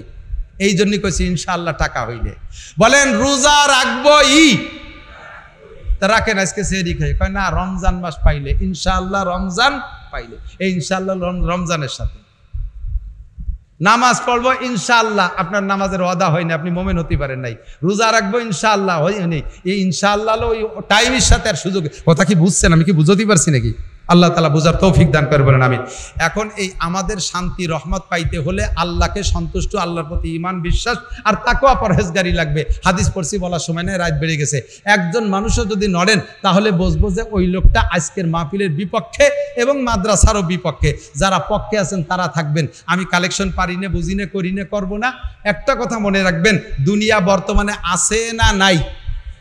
আছে, আছে। বর্তমানে দুনিয়া আছে না? আমেরিকার ক্ষমতা বলে, বোঝেন এই কথা, আমেরিকার খুব শক্তি, এই ভয়তে আল্লাহ কিয়ামত ঘটাতে পারতেছে না, এরকম নাকি? জাপানের শক্তি বলে, চায়নার প্রযুক্তির বলে, দাদা বাবুকে শক্তির বলে, কোন বলে দুনিয়া টিকে নাই। দুনিয়া টিকে আছে একমাত্র আপনাদের ঈমানই বলে। কথা বলেন ঠিক ঠিক না? আল্লাহ নবী বলেন লা তাকুবু সাআতু হাত্তা ইউকালা ফিল আরদি আল্লাহ আল্লাহ। যতক্ষণ পর্যন্ত জমিনের মধ্যে একজন মানুষ আল্লাহ বলনেওয়ালা থাকবে ততক্ষণ দুনিয়াকে ধ্বংস করা হবে না, কিয়ামত হবে না, দুনিয়া থাকবে। তো দুনিয়া থাকবে কতক্ষণ? যতক্ষণ ঈমানদার থাকবে, আল্লাহ বলনেওয়ালা থাকবে। আর আল্লাহ খেয়াল করে না, এদিক ওদিক খেয়াল করতেছে, আমাদের খেয়াল করে না। আল্লাহ বলনেওয়ালা থাকবে তো দুনিয়া থাকবে, আর দুনিয়া থাকলে আমিও থাকবো, নাকি বলেন? তাহলে দুনিয়া থাকবে আল্লাহ বলনেওয়ালা থাকলে। আল্লাহ বলনেওয়ালা থাকবে কতদিন? যতদিন আল্লাহ বলানেওয়ালা থাকবে। আল্লাহ বলানোর উস্তাদ থাকবে। আল্লাহ বলানেওয়ালা কে? স্কুলে কি আল্লাহ বলার প্রশিক্ষণ আছে? কলেজে আছে? বিশ্ববিদ্যালয়ে আছে? কোথাও নাই। আল্লাহ বলানেওয়ালা হয় পয়দা হয় মাদ্রাসায়। কাজে আমির শেষ রেজাল্ট একবারে বলে দিতে পারি, দুনিয়া থাকবে অতদিন, মাদ্রাসা থাকবে যতদিন। কথা বলেন ঠিক না? দুনিয়া থাকবে অতদিন, মাদ্রাসা থাকবে যতদিন। বিরক্ত হবেন না, ঘরে ঘরে মাদ্রাসা, এখানে ওখানে মাদ্রাসা। যেই ভদ্রলোক কইছিল যে ব্যাঙ্গের ছাতার মতো ফুটফুট করে মাদ্রাসা বানাচ্ছে, সেই ভদ্রলোক এখন কোন জায়গা যে এতেকাফ করতেছে তালাশ করে দেখেন। রমজানের আগেই তার এতেকাফে বসায় দিয়েছে। ঠিক কি ঠিক না? মাদ্রাসা তার জায়গায় আছে, উলামায়ে কিরাম তার জায়গায় আছে, ইমানদাররা তার জায়গায় আছে। আর যেই লোকটা বলছে ব্যাঙ্গের ছাতার মতো ফুট করে মাদ্রাসা বানায় হুজুররা, ওই লোকটা তার জায়গায় নাই, সে চলে গেছে আজাগা। কাজে এই মন্তব্য করব না। যত মাদ্রাসা হবে তত কোরআনের আওয়াজ বলন্দ হবে। আর আমার জীবনের অর্জন কিছু না কিছু সেখানে দিয়ে রাখার চেষ্টা করব। এদিক দেখান, আমার আব্বা মারা গেছে 2007 সালে। আমরা 4 ভাই হুজুর। আমার বড় ভাই বনানী চেয়ারম্যান বাড়ি মাদ্রাসার মোহতামিম হাফেজ মৌলানা আব্দুল হাই সাহেব। ছোট 2 ভাই গাজীপুর থাকে মাদ্রাসা মসজিদ নিয়ে, হাফেজ মৌলানা নিজামুদ্দিন গিয়াসউদ্দিন। আমি আমারে সবাই কম বেশ চেনেন। আমার ছেলেরা ছেলেমেয়ে সব হাফেজ আলেম হওয়ার পথে। আমার ভাই ভাতিজা ভাগ্নে টাগ্নে সব হুজুর। আমার গোষ্ঠী ধরে হুজুর দেই, দুইজন আমার ভগ্নিপতি, আমার চাচা মৌলানা আব্দুল ওয়াহাব সাহেব হুজুর, বংশ ধরে হুজুর। আমার এক বংশে, আমার বংশে আত্মীয় স্বজনের ভিতর দিয়ে প্রায় 40 জনের মতো আছে মাদ্রাসার প্রিন্সিপাল মোহতামেম, কওমি মাদ্রাসা। তা আমাদের ফ্যামিলিতে কেউ মরিয়ে গেলে এর মিলাদ ভর্তি কোনো মৌলবী বাড়াওয়ারা লাগে না। আমার 5 ছেলে মেয়ে হুজুর, আমি হুজুর, আমার স্ত্রী হুজুর, আমার ভাই বিরাদার সব হুজুর। আব্বা মারা গেছে 7 সালে, রাত্রে যদি শুয়ে কই যাই যে যেখানে আসিস মিলাদ পড়, সকালে জিলাপি কিনে খাবো, তাহলে শুয়ে শুয়ে আমরা মিলাদেরটা ভরিয়ে ফেলাই দিতে পারি। সে বাপ 7 সালে মারা গেছে, আইজও মিলাদ দেই নেই, কাইলও দেই নেই, কোনোদিন দেব না। কারণ ও হলো কলা গাছ, এক কান কাটিয়ে খেয়ে ফেললি ও গাছে আর কোনোদিন কলা হয় না। কথা কন না কে? একদিন মিলাদ ফোড়াই দিবেন, ওই জায়গায় বসে দোয়া মোনাজাত শেষ, পরের দিন ওর কিচ্ছু থাকে না। বরঞ্চ জিলাপি যদি ছোট হয়, কয় যে 5 শিলটিরি বানাইছে, আমাকে 2 পেঁচালা জিলাপি দিয়েছে, ওকে দিয়েছে 2.5 পেঁচে দা। গরু খাওয়াবেন জবই দিয়ে, কয় যে ওরা নিজেরা গোশ খাইছে, আমাকে আড় দিয়েছে শুধু, এইগুলি অভিযোগ করে চলে যাবে। যা পড়ছিলাম ওর বাপের জন্য সব ফেরত, কিচ্ছু দেবো না, এই কইয়ে খাইয়ে দিয়ে এটি চলে যাবে, ফেরত দিয়ে নিয়ে চলে যাবে। কাজেই আমার সিদ্ধান্ত, প্রত্যেক বছর 2 লাখ, 5 লাখ, 7 লাখ, 10 লাখ, যেমন যে বছর তৌফিক হয়, আমার মাদ্রাসায় আমি দান করি, আমার মাদ্রাসায় দান করি। বোর্ডিংয়ে প্রত্যেক মাসে 1 টন চাউল দেওয়া লাগে, ছাত্রদের উস্তাদদের বেতন দেওয়া লাগে, ঘরবাড়ি করা লাগে। এটা শুধু গল্প দেওয়ার জন্য বলছি না। দান করে এক হাতে দান করবে আর এক হাতে জানবে না, এই হাদিসের পর আমল আমার ঠিক আছে। জাস্ট আপনাদেরকে একটু উদাহরণ বোঝানোর জন্য যে মৌলবীরা খালি ন্যায় দেয় না, এই উদাহরণার থেকে ফিরে আসেন। আর দেবেন কোন জায়গায় সেই কথাটা বোঝানোর জন্য যে আমি আমার বাপের মিলাদ আইজও পড়ি নেই, কোনোদিন পড়বো না। আমি আব্বার জন্য আম গাছ লাগাবো, একবার লাগালি 50 বছর আম ধরবে। আব্বার জন্য নারকেল গাছ লাগাবো, একবার লাগালি 50 বছর নারকেল ধরবে। আব্বার জন্য কাঁঠাল গাছ লাগাবো, একবার লাগালি 100 বছর ধরবে। আমি কলা গাছ লাগাবো না, এক কান কাটিয়ে ফেললি ওতে আর কলা হয় না, এই সিদ্ধান্ত আমি নেব না। কাজেই আপনাদেরকেও পরামর্শ দেই, যদি আব্বা মা মারা যেয়ে থাকে, আপনার নেক আব্বা মা মারা যেয়ে থাকে, তাদের রুহের মাগফিরাতের জন্য সদকায়ে জারিয়ার নিয়তে আপনি আপনার আব্বা মার জন্য একটা কলা গাছ লাগান, না লাগাইয়া একটা কাঁঠাল গাছ লাগান, একটা নারকেল গাছ লাগান, একটা আম গাছ লাগান। এই যে মাদ্রাসার পক্ষ থেকে তানজিহুল উম্মাহ মাদ্রাসা, ছোট ছোট বাচ্চারা পড়তেছে, একটু বাচ্চাদেরকে পড়ান, ঠকবেন না, ঠকবেন না, ঠকবেন না।